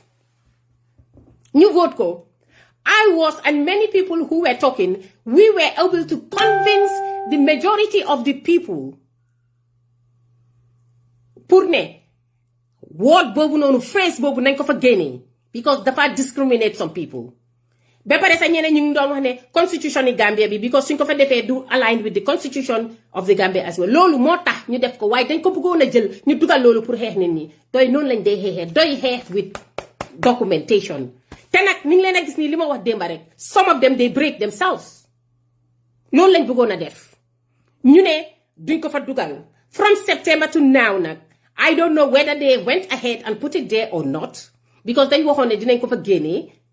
we didn't vote it so dinañ seetaat ñu ngi seetaat ni dellusiwaat nañ di active dinañ seetaat whether they have inserted that word there or not noonu lañ demee so léegi may wax ne su fekkee ne yéen da ngeen dee violate constitution bi ba pare sax comme li ma dee wax rek soo waxee dara rek ñu dugal la si box am na koo xam ne is a prominent member of doy moom sax mun naa wax sax ne su central committee bi amaan meeting dafa daan nekka waaye léegi xam nga kooku loolu la wax dafa musa wax outside or mu raise voice am mu ne constitutional mu ne organizational dysfunction moom la loolu mooy doy is a party boo xam ne organise kooku lañ dégg mu wax loolu rek xam nga lu ñu ko def attend meeting nangootuñ mu attend meeting dañ ko dugal si box doy noonu la dee fonctionner yéen mi nekk fii toog di wax te xamu leen they break their own rules ñoom si seen boppa bu leen neexee they break their own rules ñoom si seen boppa bu leen neexee in 2021 before the elections ñun we have a European branch and then we have a London chapter boo xam ne London chapter bi is part of the European branch because comme Halifa ni mu ko waxee any 3 people foo mun di nekka mun ngaa create a chapter ñun si London chapter bi ñu create si London chapter we were trying to raise funds ñu ne leen politics ñetti yi fa ko amee the people and finance ba pare also tamit policies yi dafa mooy one of the most important yi nga xamante ne war naa nekka waaye danga nit ñi soo nitee nit ñi den nga am xaalis ñu ne okay we're heading to 2021 election we need to raise funds as the London chapter we need to raise funds what happened we plan on how we want to raise funds ñu am suñ meeting we want dinner dance we come up with ideas ne okay we want them to give us money because amuñu xaalis mu mel ni rek da ngeen ñoo jox a loan from the party we can take it from the party's coffers we use it to fundraise and then when we make our profit we can give you back because we're broke we don't have money we are broke ñu ne non ñu dem ñëw ñu ne Halifa ñu ne déedéet ñu merci loolu ma ne leen lu tax Halifa moom kenn muy war a decide loolu they should have gone and called for a meeting central committee ñu laajte si central committee ñëwee wax ne déedéet then we can accept it ñu ñëw ñu am meeting Idi Jallow sax moo preside si meeting boobu noonu woon ñu ñëw wax ko bañ si am xëccoo nit ñu ne non you guys should go and raise your own phones to do your own thing fair enough we accepted it we go dama leen a wax lii rek pour wax leen ne leen political party bi noonu la dee fonctionner suñ amee meeting ma baamtu ko out dañ war a dem central committee am meeting ñu toog ñu discuss ko ñu ñëwaat ñu make decisions ñu wax ne ok we will implement this ñu def lii ñu binda ñu war ñoo seen xam nga ñun suñoo am meeting we write our minutes gis nga minutes yooyu ñuy binda they are supposed to send it to central committee need to reply us in writing then you okay we receive this we hear you what you're saying and this and this and this we're gonna do it and we're gonna do this and this and this in so time. That is how it's supposed to be, but they never done that. I have never ever since I joined this party attended almost all the meetings. I have never ever seen any letter boo xam ne post nañ ko suñ groupe bi. I've seen once benn li fi ne central committee benn laa gis maa ngi ko doon read some time ago like last year read naa ko. I think it was June or something. Let me see, in June, yeah. Lola. Te lolu sax mu ngi nii xama woon leen ko nii xama read ko fii moo nekk nii recommendations si nga xamee joxe woon nañ ko and most of these recommendations si nga xamante ne moom lañ def dama leen a wax ne ñu raise ko mu ngi nii lan la mag kañ lañ ko raise kañ la woon nii this was in June 2nd of June 2004 kaay ma pick some rek yi nga xamante ne moom lañ wax communication gap bi ñun si parti bi kaay ma wala biñu amee meeting lan lañ doon raise ma laaj leen ndax li kurang wax ak li ma wax nii raise nañ ko on branch level raise nañ ko as the European branch we in fact li ma faa taana because there were 10 points yoo xamante ne taana nañ ko 10 points yooyu xam nga mooy lan ñu ne dañ bugg a further pour ñu functionality and decision making of the party. We need to work on that.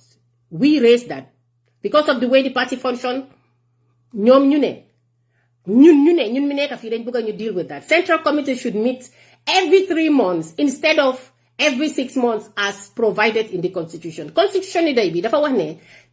Central committee dañ war di meet every 6 months. Ask them from 2021 to date. ñu jox leen fan la Central committee bi meet every 6 months. Constitution bi loolu la wax duñ ko dee def. Instead, ñun dañ doon wax ne ni ñu meet every 3 months. Since we asked them to do that, have they done it? Ask them to tell you. ñu ne bureau bi of the parties organs dañ war a meet every month. Are they doing it? Communication gap between Central Committee and members of the party. Raise nañ loolu. That means there is a problem, communication problem. Comme li ma wax nii rek, there is a communication problem. They don't communicate with us. When we raise issues, they don't come back to us. They don't tell us nothing. There is a problem and we identify it and we raise it back then in 2024. And not only 2024, we've been talking about this for donkeys. We've been saying it for so many times. Wax nañ ko so many times, but they don't address it. We raise it as a member. So, Alhaji Kurang lii la wax mooy ne the communication is when we write them, they don't reply us. Lola Alhaji Kurang wax bina na leen. We will write them, they don't reply to us. They will instead, sometimes, su gisee ne gars yi ñu ngi yëngal rek, suma maas gi yëngal nañ ba ñeneen ñi yëngal rek, ñeneen ñi di yëngal rek, bañ am door di wax ci groupe yi rek, ñu dem oo Halifa Sallah, daw oo Halifa ñu am meeting. Su ñëwee am meeting, we have like 6 hours long meeting and that is it. ñu dema toogaat noonu lañ dee fonctionner loolu lañ wax. And then feedback to the branch on regional bureaus. Ban feedback lañ am? Kan a gis feedback bi won ma ko jox ma ko gisuma ko. Like ñu ngi wax ne waaw ñu ngi dem si bureau si loolu sax amut problème. More frequent on party bi seen cultural new cultural organization culture, and then ñu ngi wax ne communication again listed nañ communication again loss of members ñu ne membership yi nga xam ne dañ bàyyi parti bi we need to address this. Xam nga lu tax membership bi ñu bari ñu bàyyi ñu dem li ma leen doon wax rek sànq mooy ñi ma leen wax nii ñoom Bakary ba nii le ay ñu baree bari ñoo xam ne sax bëgguma nekk di tudd ñu bari dañ bàyyi li tax ñu bàyyi frustration ñoom lañ wax, because when I called some of them, talk to them, they told me they call other people as well. Like I said, Amina Korea xam na si dara, Kurang xam na si dara, suñ meeting si ñoon def xam nañ si dara. So we need to address that. But how did the party want to address that? Some of the executive in this EU branch, xam nga naka lañ ko bëggoon a addressé, mooy try to eliminate people. Ma ne leen yéen ñun amuñ membership bu bari, yéen a ngi concerned about the loss of membership. You want to start eliminating people. Ndax parti buy xalaat dina def loolu. We lost of membership. Membership yëfi xaalis loolu amoo si lifin. Ba pare parti bi ñu ngay wax ne gars yi du ñuy am political programmes yu bari ñun looloo taxoon ñu wax Alaaji Kurang mu dem, because ñun dañ ko doon joytu ñu ne ñun suñ parti bi du ñuy def political activities. ñu ngi toog rek waxuñ dégguñ si Halifa te daanaka suñ dégguñ si Halifa kenn du génn a wax. Halifa started coming out. That's why we started seeing people coming out talking, because nobody do they bëgg a jiitu Halifa wax soo waxee rek dina am loola si fekka. These attack dogs will either come and attack you, or somebody else will call you, oh, you're one lower. So therefore, political activities was not happening for the longest. So that was the very reason why since the party is not ready to go doing anything, let's contact Kurang pour mom mu ñew. Ndé mom mu ngi busy, ñu ko gis mu ngi nekk di wax ci platform si mu ngi nekk di def nañ ko contact. Lolo taxoon ñu contact ko ñu jox ko xaalis pour ñun tamit ñu gis ne parti bi is doing something. Ñu ngi gis ne yeneen political party ñu ngi leen a dégg fu nekk. As somebody koo xam ne yaa ngi si parti rek nga bugg a jaama nga bugg a parti nit ñi dégg suñ voice ñun ñu ne nañ organise pour Santa Kurang moom mi nekk on the ground. Su ko defee mu mobilize the young people, su ko defee at least ñu gis ne doy mu ngi yëngatu. Ñun loolu rek lañ si jublu woon te xam nga loolu ñun lu baax lañ si jublu wuñ si dara. Loolu la ba pare ñu ne dañ bugg a we should have Congress ASAP. ñun loolu lañ demandoon back in June. ñun loolu lañ wax. waaye ba léegi anam kenn waxu si dara ñu ngi ne teg kenn waxatu si dara. In June li ngeen a wax ne du ñuy binda dañ binda lii dañ ko binda ñu share ko suñ groupe yi ñu yónnee leen ko waaye ba léegi they did not address it. The same position si ma wax ne si central committee bi nga xam ne there is a gap kenn nekku fa kenn fiilul position yooyu ñu ne we should resolve the positions yi nga xamante ne kenn nekku fa, and this should be filled in 28 days. Loolu lañ waxoon ñu ne back in June 2024 2nd of June 2024 léegi tey mu am 1 year biñ amee meeting te dañ am meeting ak Halifa ñu ne position si nga xam ne man dama raise positions yooyu noonu yëpp si meeting bi bés boobu man laajte lu tax kenn nekku fa. Halifa acknowledged and they said yes, we're gonna do something about it. ñu ne in 28 days time they should do something about it, which is a month. For a year now these positions defuñ fa kenn faale wuñ ñu defuñ ñu dara. Why when it comes to contribution they will be calling us. Oh, we want to raise fund. We want to raise this. Yes, ñun li ñoo raise dégg nañ ko déggaat ko. ñoom Halifa liñ yaaga si parti bi liñ raise ñun duñ ko mën a raise. Loolu moom wax bu daanu si saret la. Doo mën a compare koo xam ne you've been in something. Yes, like I said, we all have. Yes, we know ne Halifa Sallah ñoom am na ñoo xam ne dañ jaay seen kër yi. Sacrifice ko si parti bi. Yes, acknowledge nañ ne ñoom Halifa Sallah duñuy feeku sa seen salary dañoo jàppale askan wi. Lii yépp ñun ñu ne Halifa Sallah gàcce ngaalama. We will never take this away from him. And we respect him for that. But then again tamit dafa am loo xam ne lii institution la. Dañ ko war a toppatoo ñu am rules and regulation. It's not about Halifa. It is about the institution. So if it's ñu ngi wax ne dañ am institution ñu am constitution bi doxal institution bi dañ war a follow the constitution, not because lu ne du wax rek ñu ne it's an attack to Halifa. It is not an attack to Halifa as the person of Halifa. We are talking Halifa Sallah as the leader, as the head of the institution currently.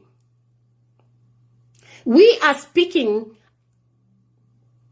as Halifa Sallah, the head of the institution. Let me clear. Because we cannot talk about Syria.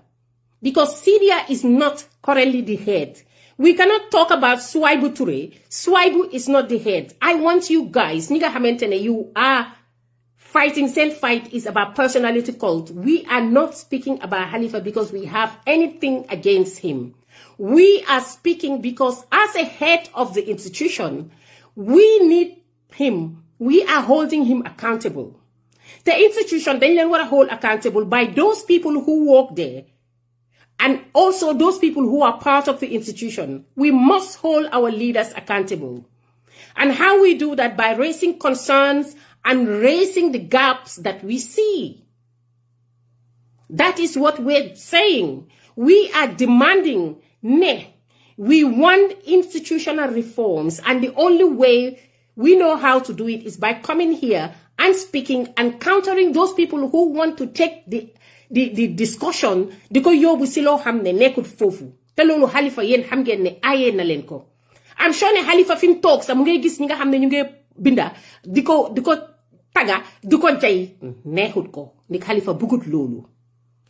ñoom Halifa Sallah dañ ko bañ ba dañ wax ne ñoom buguñ ku leen a ooyee honorable. Why Gambian be and the African people, we insist on calling them that. They don't like it. Why? Because ñoom personality cult du seen yëf.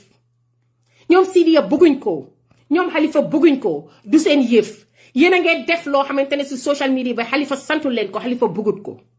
mooy ne personality cult dañ ko ayee doy. ku bokk doy di def saaga di ñëw. di def personality cult, you are not part of doy loolu la leen dee wax bëgguñ loolu Halifa dafa wax ne constitution lañu jàngal nañ ñëw di ko wax te man foofu laa ñëwee di waxee ma ne constitution bi there are so many things yoo xamante ne ñun dañ break the rules of the so-called constitution we're talking about. Therefore we are saying let's go back to the drawing board. That is what we're demanding. I don't see anything wrong with that. And when we brought it out in the open, Halifa Sallah came out in the open and brought these books. I am out here again, challenging the very people who brought it out to say, now let's go back to these books. And when we go back to these books, we find out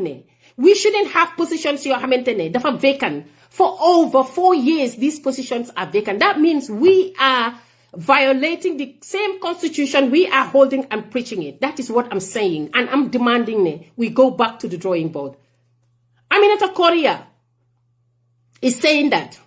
Kulang was saying that. Although the way he was saying it is wrong. Man, I would not do it that way. But the constitution, if you write a letter, we need to be replied. If you make any demands, your hamne is within this constitution or party B, amna your hamne ñu ko def, waruñ ko defee, ñu ko defee, somebody need to reply within certain period of time. And nobody is doing that. So we're saying that is wrong. We're saying how can somebody join a political party from 2021, join com membership, te mu ne fill na form? That is wrong. Ñun ñu ngi violating constitution bi. Ñun ñu ngi wax ne Gambian bu ñëw bokk ci party is either am nañ right nak am na certain things yoo xamante ne mun nañ la wax ne we're not accepting you. But guess what? If he send an application, we can either accept it or we write him and tell him we're not accepting you. But we didn't do that. He is frustrated. He came out. I wouldn't do that. But he did it. Number 2, lima waxati mooy su fekkee ne am na ñoo xam ne demoon nañ Congress muy ñoom Aminata Korea ñu elect leen ñu ne dafa am loo xam ne dafa wrong. You either demand Congress as soon as possible within 2 years, or in the meantime, you put pa ñu def fa ñoo xam ne interim la ñoo def ñu nekkaangum fa di def liggéey bi nga xamante ne ñooñu moom lañ waroon a def. We should do that. Loolu dafa war niñ ko defee si Fat Sow war nañ ko mun a defee si Aminata Korea war nañ ko mun a defee si keneen ak keneen waaye defuñ ko lu tax loolu ñu ne loolu jaaduwut ñun loolu la ñoo wax. ñun ñëwuñ fii di attaque ni personnellement ñun ñëwuñ fii di attaque kii def lu wota def wax nañ ko dañoo move on waaye yéen nag ngeen bëgg a ñëw ku leen validate ñun duñ ko nangu loolu yëpp am na lii yëpp am na yoo xam ne duma ko wax because it might be internal stuff gis naa ko fii yu bari yoo xam ne jarut may ko wax waaye yi nga xam ne moo important dinaa ko wax yéen mooy yëfi congress bi ak position si ak whatever yooyu yëpp wax naa ko ba pare. When a person resigns or is not available to perform in an elective position, the person needs to be filled ASAP, as soon as possible, instead of waiting for 4 years. Yii yëpp wax nañ ko. Yii yëpp lañ wax. Yii yëpp wax nañ ko. Ak yeneen yoo xam ne internal problems la jarut may ko fee ñëw di tudda waaye dama leen a gàttalal rek. Yii yëpp wax nañ ko léegi su fekkee ne dañ ko wax depuis last year lu tax defuñ ko lana tax defuñ ko mooy ne ñu ngi violate constitution bi every day so man su fekkee ne yow dangaa violate the constitution yow amatuloo benn droit pour ñëw di ma kotal constitution because rus nga def gàcce moo la toppa moo tax amuloo loo wax moo tax nga bëgg a ñëw sës ko si constitution bi the gullible people on social media ñi nga xamante ne ñoom ñu ngi Gambia ak ñi nga xam ne ñu ngi si diaspora bi ñu ngi leen a di leen wax ne leen su fekkee ne da ngeen gëm doy lu tax ngeen dem associate seen bopp with other political parties ñeneen ñi sax dem nañ ba dañ leen select ñeneen ñi ubbi seen gémmiñ yu rëy yi di wax ngeen jégal ma si kàddu bi because dafa am ñoo xam ne dañ yabaatee ñun Facebook duñ fi ut prominent ñun ñëwuñ Facebook pour ut fi ku ñu validate ñun ñëwuñ Facebook pour ut fi ni ko noonu ñun duñ toog at yi yëpp du noppi su doon Facebook wax rek la dañoo ut boos ni kon ñu ngee daw plateforme bu nekk di wax ñun loolu du suñ affaire du suñ cër ñun dooroon nañ di wax balaa Jammeh di génn whether people know it or not I think some people already know it commencé wuñ struggle waaye struggle boo gis ci àddina dafa am fu mu commencé there's a timeline to every struggle depuis wax nañ leen ko waxoon naa ko dama ko répétaat America civil rights movement dafa amoon fu mu commencé am na tey ñoo xam ne ñoo carré di toj ñu ngi koo xeex biir America te ña ko startoon di forefathers ñu ngi fa woon dem nañ ba tey am na ñu koo fight ñooñu dañ leen a génnee di leen kóot comme ni ñoo génnee Halifa Sallah waxam yi di ko kóotee nit ñi loolu la ñoo def ba abadan diamond dañ koo def ñun waaye nag taxut ñu ne ku ñëw criticize ñii or ku ñëw criticize the way they are running the institution dañ laa ñëw di la personal attack duñ ko nangu te di same very people ñoo wax ne bëgguñ personal attack lu tax ñoom ñuy seetaan nit ñi di attaque ni personal te ooyuñ seen xare yi ñu dugal leen si biir ay fii bu leen ñu yàpp de ooyuñ leen ñu dugal leen si biir ne leen toog leen bàyyi leen li ngeen a def ñun lii du suñ cër ñun parti bi xamee wuñ ñu lii waaye mu ngi leen neex ba pare ñu ngi bugg a silent nit ñi fii kenn du fi silent kenn du fi silent kenn duñ fi nangu loolu dama la ne Gambia struggle bi dafa commencé Halifa bopp set mu wax ko ñu dégg ko every day mu wax ko fi mu commencé exactly nee ne dañ ko dee def all the time ñoom loolu lañ dee def yu bari sax am na yoo xam ne sax dafa very xam nga mënuma koo wax am na yoo xam ne mënuma koo wax yii rek laay wax yii moom xam nga mun nañ koo wax am na yoo xam ne duma ko mun a wax because man xam nga du suma cër struggle dafa am fu moo starté Halifa moo ñu mag moo ñu jëkk a juddu obviously moo ñoo jiitu su struggle Yaya Jammeh First Republic lañ am mu am ñu nekkoon si struggle bi First Republic am na ñoo xam ne nekkaatuñ si ñu ngi toppatoo seen soxla dañ soona bàyyi ku nekka fi sa mun em ak sa passion fi nga mun a em nga em fa it's not compulsory koo xam ne def nga li nga def ngay fight ba léegi ñu ngi leen a wax ne jaaraama ñu ngi leen a wax ne alabarka ñu ngi leen a wax ne xaw ma njoogu xaw ma naka la ko séeréer di dee waxee ñu ngi leen a wax ne jërëjëf olof yi ñu ngi leen a wax ne thank you very much respect nañ leen duñ leen mun a mus de disrespect tey li maa wax nii Halifa Sallah ëllëg laa wax ëllëg su ma toogoon gis courant o keneen ku dul courant ku nekk suñ parti keneen disrespect Halifa maay njëkk a génn fii attaque la wax naa leen ko wax naa leen ne kerek su ma xamutoon ne Halifa moo oote ni kon courant lay dal si kawam waaye nag moom moo oote looloo tax ma jox ko toor bi moom miy mag ndig sa doom soo àndee moom publicly sax muy misbehave you don't correct your son outside the street doo ko dóor si biti dangaa jàppal loxoom nga bàyyi ko ñi nga xam ne xam nañ bët di nga xool sa doom bi nga won ko bët nga yóbbu ko ngeen xaar ba dugga si biir nga ne ko teel a mbéj si biir kër gi noonu ngaa def so Halifa su gisee courant mu ngee misbehave all this while li mu waroon a def mooy mu oo ko oo moom su ko oytee sax mu seet ñi nga xam ne moom sax moo ko war a oo ndig moom mooy kilifa mu oo ko ne ko courant yoo dee li ngaa def nii yow xam nga ne yaa ngi violate parti bi rules of the party you're violating it if su continue ñu woon ko su continue su fekkee ne he continue doing it so leen after ngeen give him a warning then you can write him officially woon ko ne ko because ñun parti bu dee bindal si lii la ñoo dox ñu binda ko leta ne ko woonoon nañ la verbally wax nañoo yow you continue violating it we are giving you warning if you don't do this is sanctions yi nga xam ne moom lañ laa teg bu ko defee su ko continuer ñu suspend ko ni kon wax bi yëpp du fi am ni kon ñun ñii ñëpp sa duñ génn di wax ni kon dañoo def di doy usual style rek noppi bem ñu xam ne mënatuñ ko rek comme ñeneen ñi niñ dee def di dem di ñëw ni kon dañoo toog jàpp suñ ñaambur dem bem ñu neex ñu ñëwaat ñi nga xam ne ñoo nekk di xalamal fi mu nekk di wax naan doy lii xalifa lii te ñoom dañ demoon ni ko noonu dañoo def ni noonu dem rek dañoo dem ñëwaat noonu lañ dee def ñeneen ñi noonu lañ dee def doy dañoo dem ñëwaat frustrated day dem quietly day dem ba pare suñ paree ñëwaat that is the doy style of politics ak seen membership bi most of them that's what they do I would have just done that quietly because recently they've been asking me pour ma génn a wax ma bañ jàpp suma ñaaburu ma ne leen dama busy because man wax naa leen ko déema ma ne leen man gëmuma di ñëw di wax lu ma gëmut duma ñëw fii mukk di wax lu ma gëmut if I come here li ma demandoon ba léegi gisuma si li nga xam ne moom laa bëgga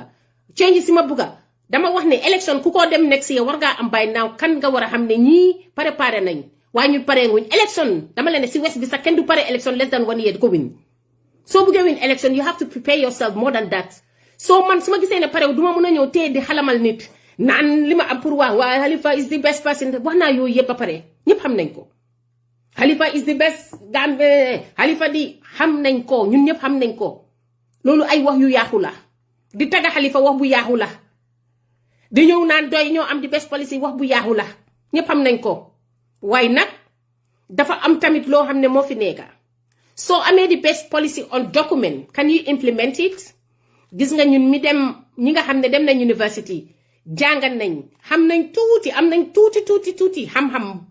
ñeneen ñi ma ko wax ndi suma maas gi moom amuñ xam-xam ñooñu xam nañ ne dangaa dem university nga binda report or you binda whatever you go and do your research and you write a report and then you do document su fekkee ne policy la as well you write policy but guess what implementation bi dafa am process am circle bu moo follow su fekkee ne doy dañoo am policies yi yëpp how are we going to implement it is what we always said ne if we are struggling to implement some of these issues yoo xamante ne ñu ngi koo binda on document all the time like some of these reforms ñu nga xam ne ñu ngi koo wax ñu ngi make recommendation and ñu ne dinañ ko def for over a year now as a political party su fekkee ne we are struggling to make these reforms how about suñu joxee dëkk how are we going to implement this transformative agenda bi nga xamante ne ñun am nañ ko how are we not going to struggle that is question bi ñoo laajte loolu la ñoo laajte te su fekkee ne nii la ñoo operaté we will struggle because nag there is a difference between theory and practice for example as a doctor nurse or certain professions sax even politicians yi sax seen policies yi dañ am pour teg leen ñu nekk in government before people know whether policy yi ngeen doon wax di ko wax you can implement it and when you don't implement it people will be out there attacking you and they will demand for change loolu la but koo xam ne musuloo nekk government you are struggling to implement your own internal policies how are you going to implement a government like a whole country seen policy loolu la ñoo laajte ñun so we have the right pour laajte ko based on suñ observation xam nañ ne man su fekkee ne yow yaa ngi struggle pour do little something small it will be difficult pour nga implement loo xam ne is bigger. A doctor will go to university either 5 years, 4 years. Practical la fa janga university. And sometimes what they need to do is they need to go to the hospital. University yang fa janga theory. Doctor said theory la ñoo janga in university. Then they have to go to the hospital, naka la ñoo operate, naka la ñoo perform a surgery, and naka la ñoo do all certain things that they need to do practically. They need to them see hospital be practical. Same for nurses, same for some professions. So su fekkoon ne theory bi rek mooy ngay binda rek ñuy la jàngal rek nga toog université ngay jàngal rek ngay wax ne constitution bi lii la wax book bi lii la wax nii lañ la waxee ne ni nga operaté nii lañ la waxee ne sooy opéré dangaa jël lii dangaa jël siso bi dangaa jël lii dangaa xaree nii nga ñëwee something inches nga xar ñëwee something inches te defuloo ko nga practice loo ko si kaw nit ñi you will never be able to do it but you have to go nga practice ko even as a nurse you go whether you go 2 or 3 years and then the third year nga dem nga am placement and then you practice exactly li nga xamante ne moom nga jànga loolu mooy noonu la demee waaye yéen ngeen toog rek constitution di ko read are we implementing it? No. So ñun loolu la ñoo wax ne wax bi def bi moo gën a important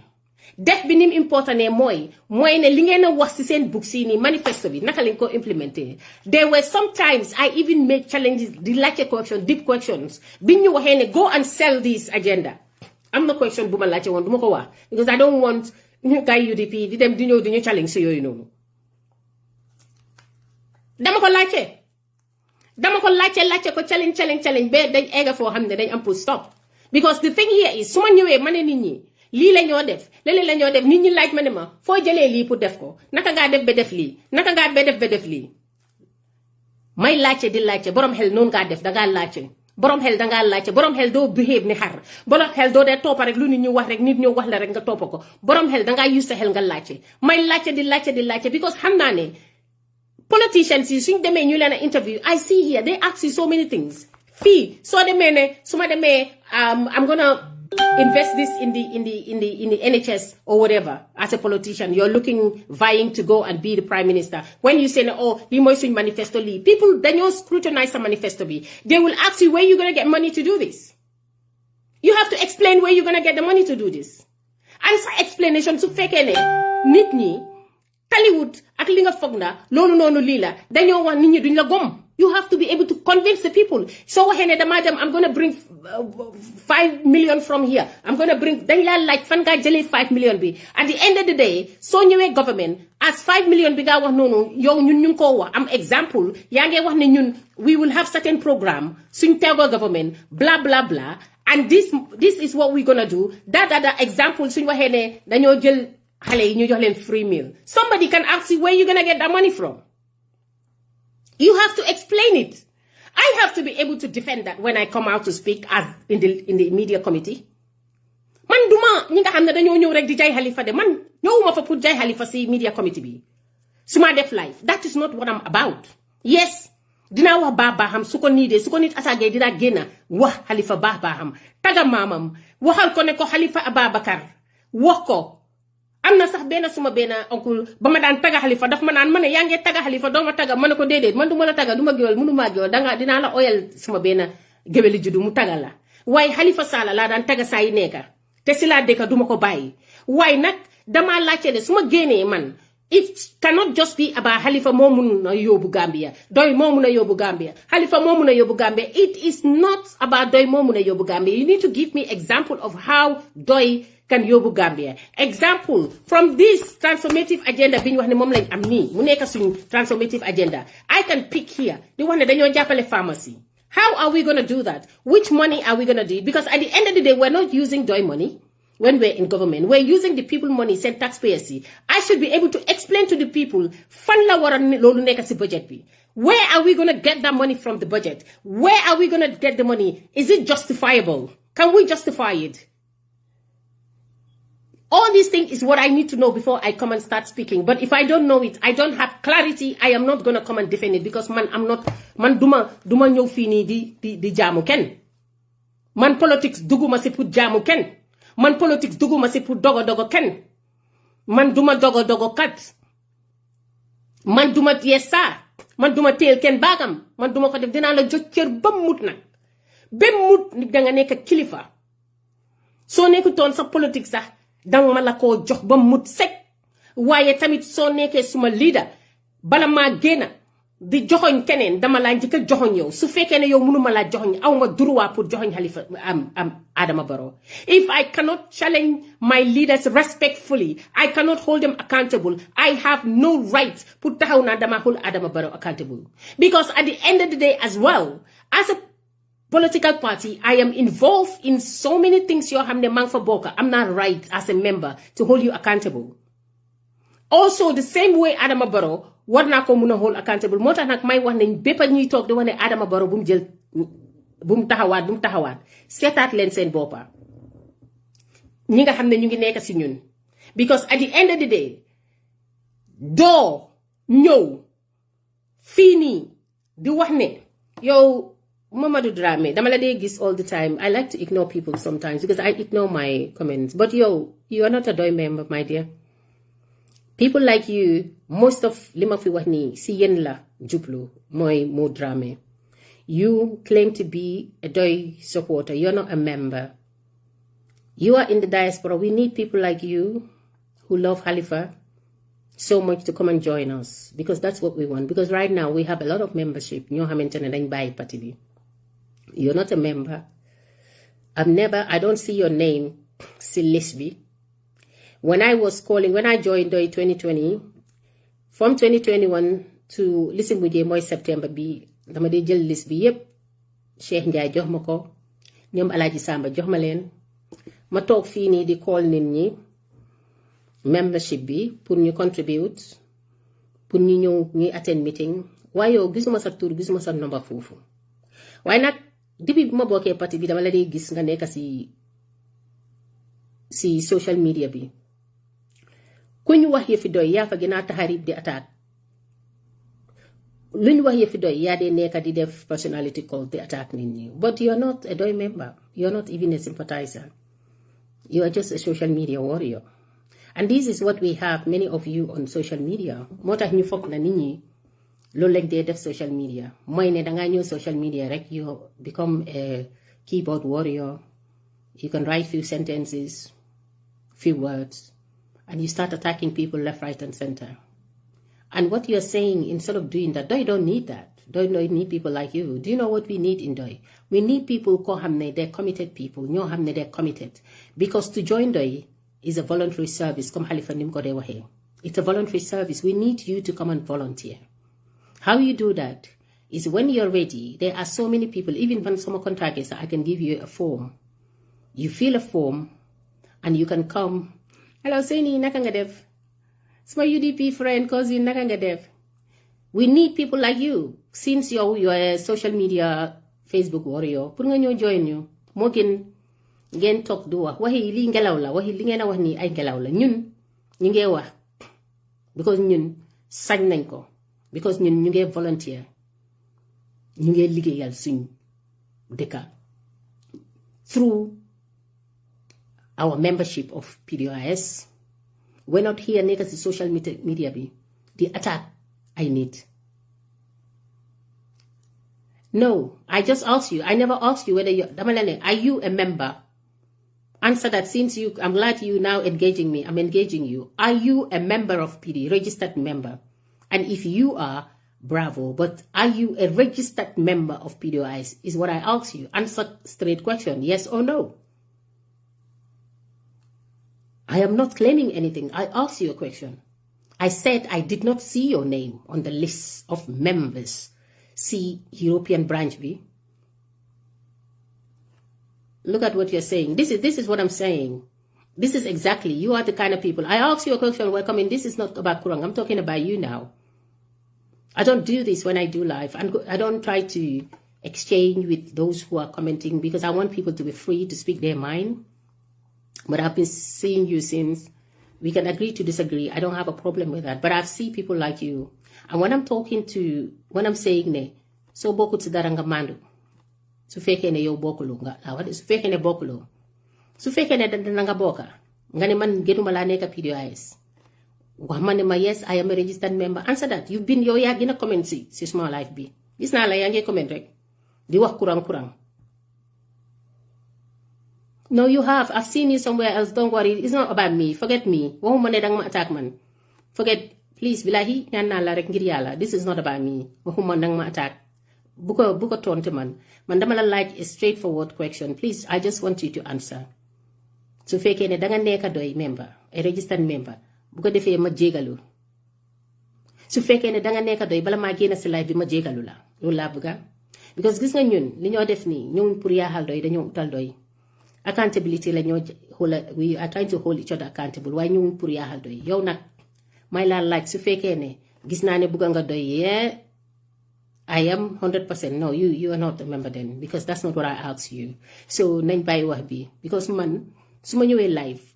bugguma dee engage back and forth with those who are commenting because dama bugga ñëpp free ñu comment liñ bugga so disagree man sa nanga ko comment waaye saaga rek laa bañ ak yi fi yabaate because man duma yab kenn duma dem kenn sa page di la fa disrespect duma dem si kenn sa page su ma gisee sax ñoo xam ne dañ binda loo xam ne ànduma si duma fa dem dama maandu man noonu laa mel parce que bugguma fi yabaatee waaye nag su fekkee ne nit dafaa ñëw di def live am nga am sa droit mu bàyyi la ngay comment nga wax lu la neex ma gis la fan yi yëpp depuis démb bu ma ñëwee maa ngi gis li ngeen a binda yëpp kuy binda yëpp gis naa la waaye nag man dama maandu waaye nag li ma bañ mooy tamit fii laa am mooy suma plateforme ma ñëw di fi wax suma fee ñëw terew ma kenn nga comment waaye yow bokkuloo doy dama la oo pour nga ñëw join ñu maa ngi laa oo maa ngi sollicite nga ñëw join ñu ndi gis naa ne digga am nga passion pour doy mooy li ma wax rek déedéet pour Halifa am nga passion pour Halifa mooy personality cult bi maa wax loolu nag dama bugga rek nga ñëw doy soo ñëwee grawut we can work on that how we work on that is suñu amee meetings di nga dégg Halifa si boppam mu waxal ko boppam mu ne personality cult bugg ko moom daf dee mer su gisee kuy wax yëfi nit nii daf dee mer bugg ko te wax na dëgga politique du loolu ñu ngi amoon suñ congrès bi ñu defoon nii dafa am ku fa doon wax di compare Halifa ñi fa nekk yëpp gis nañ dafa mer wax na dëgga I agree attaque personal attaque gis nga saaga kay ma wala leena am na yéena yi nga xam ne sa yaa ngi ko accuse nit moo gën nga saaga ko moo gën nga ne doo dee saaga feere na ko waaye am na yoo xam ne yaa ngi koo accuse nit koo xam ne xamuloo ko ngay koo accuse ne he is not genuine amul integrity nga ñëw di accuse yéena façon yi accusation si ngay koo teg si gor baaxut soo xamutee nit bul di def loolu yéen ñu bari ñuy wax nii di wax naan Alaaji Kurang dafa ut liggéey Alaaji Kurang is not genuine xamuleen ko you have not interact with the guy personally how do you know that loolu gor xaste moo gën a miti saaga man ku ma saaga ndey moom ñëpp a ko am waaye nga ñëw tuumaal ma man loolu moo gën a miti si man mi saaga soo saaga rek du lu bon nekkul ne moom rek a bon tuumaal gor si public bi di image am nga ñëw pour discrédit ko loolu dafa gën a miti loolu dafa miti di tuumaal nit ne waaw kii dafa jël xaalis fele kii gis naa ñuy def lii ba pare di ñëw di jël nit xam nga loolu dafa discrédit nit di wax ne nit dafa fen nit dafa ñëw join political party because dafa am agenda yow danga waxtaana moom ba xam agenda am yow waxtaanuloo nit ki xamuloo agenda am loo ko tuumalee loolu dafa miti nañuy maandu loo xam ne suñu ko defee duñu neex buñ ko di def nit nañuy maandu luñ fekkee wut luñ xamut man Alaaji Kurang su waxee ne 2021 la laajte form moo mun a joxuñ ko man duma mun a ñëw di ko dëggal di ko wéedi xam nga lu tax nekkuma fa man nekkuma Gambie man fii laa nekka xam naa ne there was some point xamoon naa ne mu ngi doon laajte form ñu ngi wax ne man loolu involve naa ba Idi Touré Idi Jallow loolu was before last year la sa all last year Idi Jallow call na ma ne ma waaw ñu ngi koo toppatoo xam naa ne loolu am na there was some point in time ñu ngi doon toppatoo yi fi form si waaye xaw ma nag whether is 2021 or not loolu moom moo ko wax léegi su ko waxee lu tax man may koo wéedi di wax ne dafa fen was I there did I go with him to the bureau I cannot be a witness or pour ñëw pour déggal waxi loo xam ne nit a ko wax moom mi nga xam ne moo ko duta oo may koo ñàkk a déggal xam nga kon loolu man dafa nekk ne man mànduwuma nañ leen ñuy màndu Gambien politique du ñëw ñuy nekk fii di attaque nit ki personnel nit ki su fekkee ne dafa ñëwoon join political party ba moo ñëw kenn isiwut loxo moo ñëwal boppam join political party su demee dem ba gis-gisam àndaatuta ñooñu man li ma wax Alaaji Kurang te moom laa bugga mu def mooy ne su demee ba gis-gisam àndaatut ak ñooñu demal nga xool sa intégrité nga dem si jàmma ak si salaam bu am nga si droit ñépp ñun am nañ ko muy man muy moom muy ku mun di doon gis nañ ko fi nit ñi def nañ ko fi waaye Gambie nag gis naa social media bi saa yu nit demee fee na soo demee feneen ñu nekk la di la attaque di la sosal di la oye names loolu du yëfi gor bàyyi leen nit ki su fekkee ne nit ki sax dafa gore ut place or whatever ngeen bàyyi nit ki mu dem man Aida Jallow su ma neexoon ma def ko waaye man dama ko waxaat ma repeat ko man moom duma dem fen li ma wax fii dama ko feewa ba taxay yëpp su ma bàyyi politique dama resign toog duma bokk benn political party because man loolu laa waxoon because man utuma dara I've said it, I'm repeating it, and I will repeat it every day. But that will not stop me from ñëw fii di criticize. So su fekkee ne bokkuloo, and I think you have confirmed ne bokkuloo because soo noppee rek silent moom dafa miin ne li nga wax bokkuloo. Yéen mi nga xam ne bokkuleen nekk doy di attaque ñëw leen mu ngeen bokka te ngeen bàyyi attaque yi doylu loolu soo léegi lii laa amoon pour ñëw pour wax because mu ngee guddi ba pare mu ngee gudda bugguma dee guddal live bi ñun Facebook fii kenn duñu fi validate ak ñi wax naan ñiy def live ñi yabaate gis nga man fii man utuma benn validation si kenn su ma ko doon ut xam nga may mun a jël di easy route xam nga mooy di easy route mooy lan mooy ne dem join Adama Barrow ndig fii dem na ñëw na su coalition amee Adama Barrow mooy toogaat maa ko wax fii coalition su amutee Adama Barrow mooy delluwaat 2026 na leer nañ yéena ma ko gën a xam because divided moo dee cause problem bi moom is the cause Gambia seen problem ku nekk form political party we know how many people will come and form political parties su fekkee ne joinu leen together to come together is what we've been demanding Adama Barrow will win again bindal leen ko téere la bu kenn nax sa boppa loolu rek moo fee nekka kon man nit ñaa ngee dem di join Adama Barrow 2021 ba nit ñi di join Adama Barrow su ma neexoon ma join Adama Barrow Sidi Ndiaye mi nga xam ne mooy recruit nit ñi Sidi Ndiaye dama daan am na suy benn yoon oo ñaari yoon wax naa moom mu ngi doon try to recruit ma su ma neexoon léegi ma dem kool ko waxtaana moom ne ko lu maa jox soo leen ma buggee suma lii ma ñëw taal suma live fii def ñàkk jom kon ñëpp niñ ko defee te am si droit wax loo leen maa munal dara waaye nag am na ku ma ko wax dégg ma ne ko gor rek ngaa mun a doon te man gor laa ma ne ñëwuma politique am naa agenda de waaye agenda bi du pour ut liggéey ak pour ku ma recognize man utuma liggéey utuma ñu elect ma oo ñu jox ma position fee na may dem toppa ñoo xam ne gëmuma leen xëy amaana sa maa leen uppa xam-xam man duma ko def xam nga ñiy ut prominent mooy xam nga ñan mooy ñi nga xam ne dañ nekk social media di binda pour likes or comment man dama ko bañ ba suma social media dama ko control ñuy comment ak ñuy like I don't care whether people like or not yes suma am di jaama yi laa wax de ak ñi nga xam ne ñoo ma buggal seen boppa buñ ma likealee comment ma ngi leen wax ne leen jërë ngeen jëf waaye man soo ma liketee bugguloo ma soo ma commentalutee daf ma doot wàññi dara ama li gën sax ngay mandu suma affaire because man dama mandu si affaire yi ñëpp fii si dul politique aw ma kenn ku ma toppatoo sa soxla loo binda suma yoon nekku si suma ko si suma ko mënee riit ko suma la mun tëgg suma la demee ba mënuma laa stand ba stand la dama la dee block oo ma génnee la as a friend waaye yow mi seetaan suma vidéo ñëw di ma tontu man duma moromi xalel man dama ne man duma moromi xalel nit ñi dañ am seen right pour wax ak ñi nga xam ne dañoo binda di jaay Halifa ñu ngi ut validation di daw di ut li ñoo share di ut lu ñoo share pour li ngeen a share ak ñun li ñoo wax du benn yéen mi nga xam ne xam ngeen seen boppa yéen mi nga xam ne sax yéen they don't trust you yéen mi nga xam ne dangeen demoon a dem ba parti bi trustatut leen yéen mi nga xam ne xam ngeen seen boppa seen dishonesty Facebook rek Facebook xamuñ de am na tappale am na yoo leen fi defoon ba nga xam ne parti bi dañ leen trustatut am na yu bari kenn trustatut leen nit ñi dañ daan call di wax ne bu leen jox ñii xaalis ñun xam nañ dem leen ngeen toog ngeen tur seen gina yi ngeen toog yéen social media following moo leen sonal in fact xëy na loolu moo leen a dundal ngeen ay wóot di ñaan nit ñi xaalis seen yaay yi di call nit ñi di leen ñaan njëkki toogu ngeen ay woyaan nit ñi ngeen jégal ma sa suy ko woyaan bi ay check it back ngeen ay saraxtu nit ñi sax loolu du woyaan ngeen ay saraxtu nit ñi si social media bi ngeen am jaboot pour dundal ko social media bi ngeen nekk pour nit ñi di wax si social media bi pour ngeen dundal seen jaboot ngeen nekk si social media pour wax fii nii pour nit ñi like leen ngeen ut si xaalis ñun utuñ xaalis moo tax loolee na def is calculated ñun utuñ loolu ñun utuñ ku ñu jox position ñun utuñ koo xam ne dañoo wax pour neexal nit ndax nit jox ñu dara pour nit ñu jay ñu naan ñu yaa fi toj danga mun a bind ñun defuñ loolu AI dafa am ma ne la AI am su ma toogee léegi damaa dem AI GP chat lay chat ne ko dama bugg a bindal lii about Halifa dama bugg a bindal lii about lii mu bindal ma paragraphe bu day nii ma ñëw post ko AI dafa am soo fi mu nekk nii gisoon nañ fi ñoo xam ne sax dañ waxoon ne ñoo xam ne ñoom si seen boppa dañ mun a binda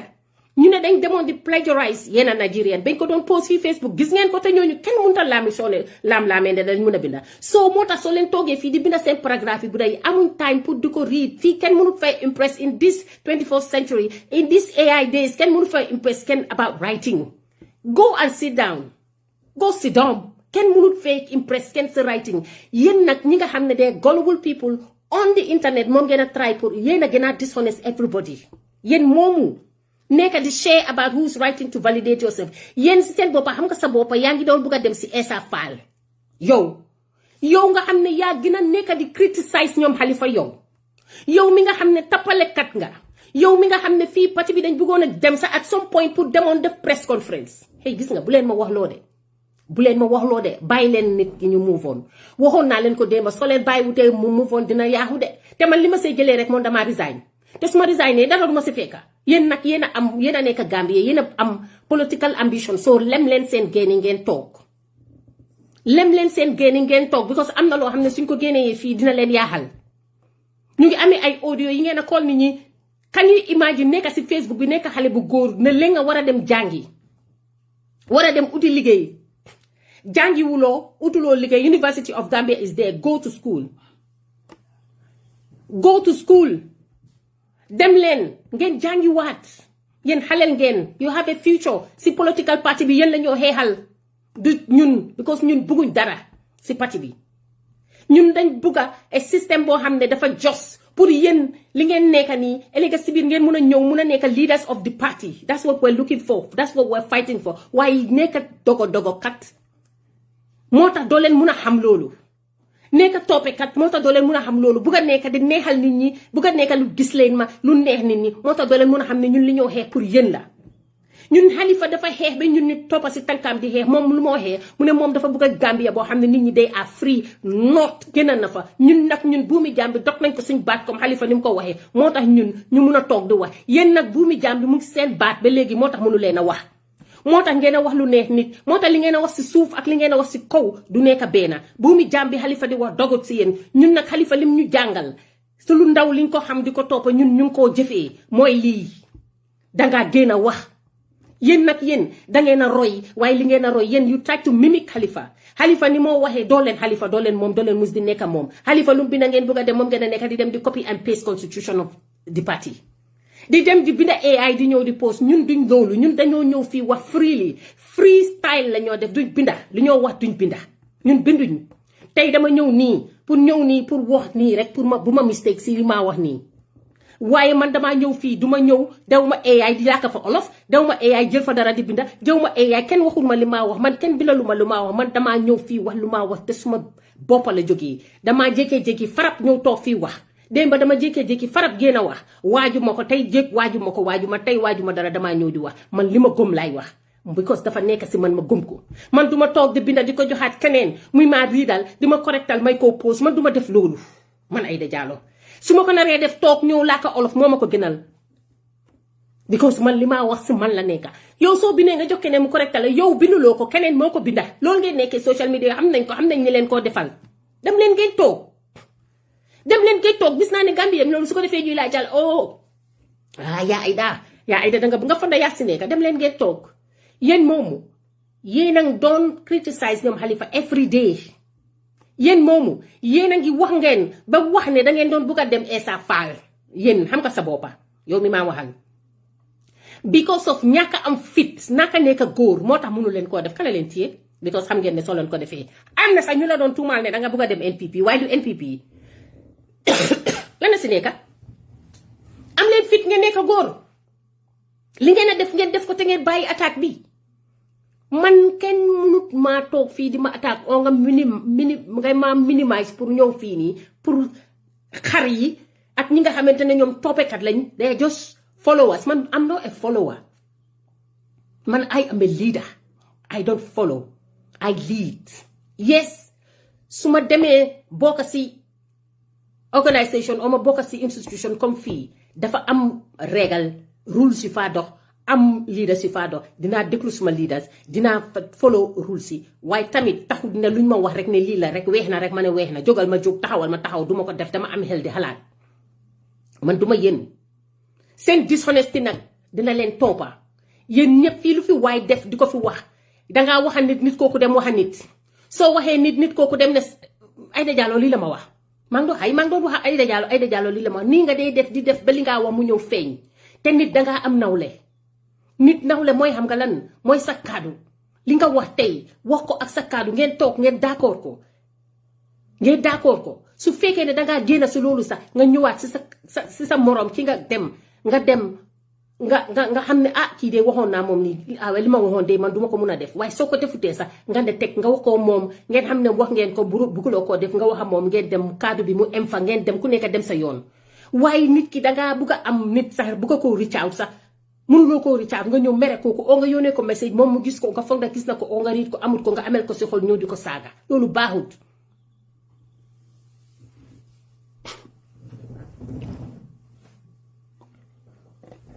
man duma def loolu jërëjëf ba pulo jéeri man duma ko def man gor laa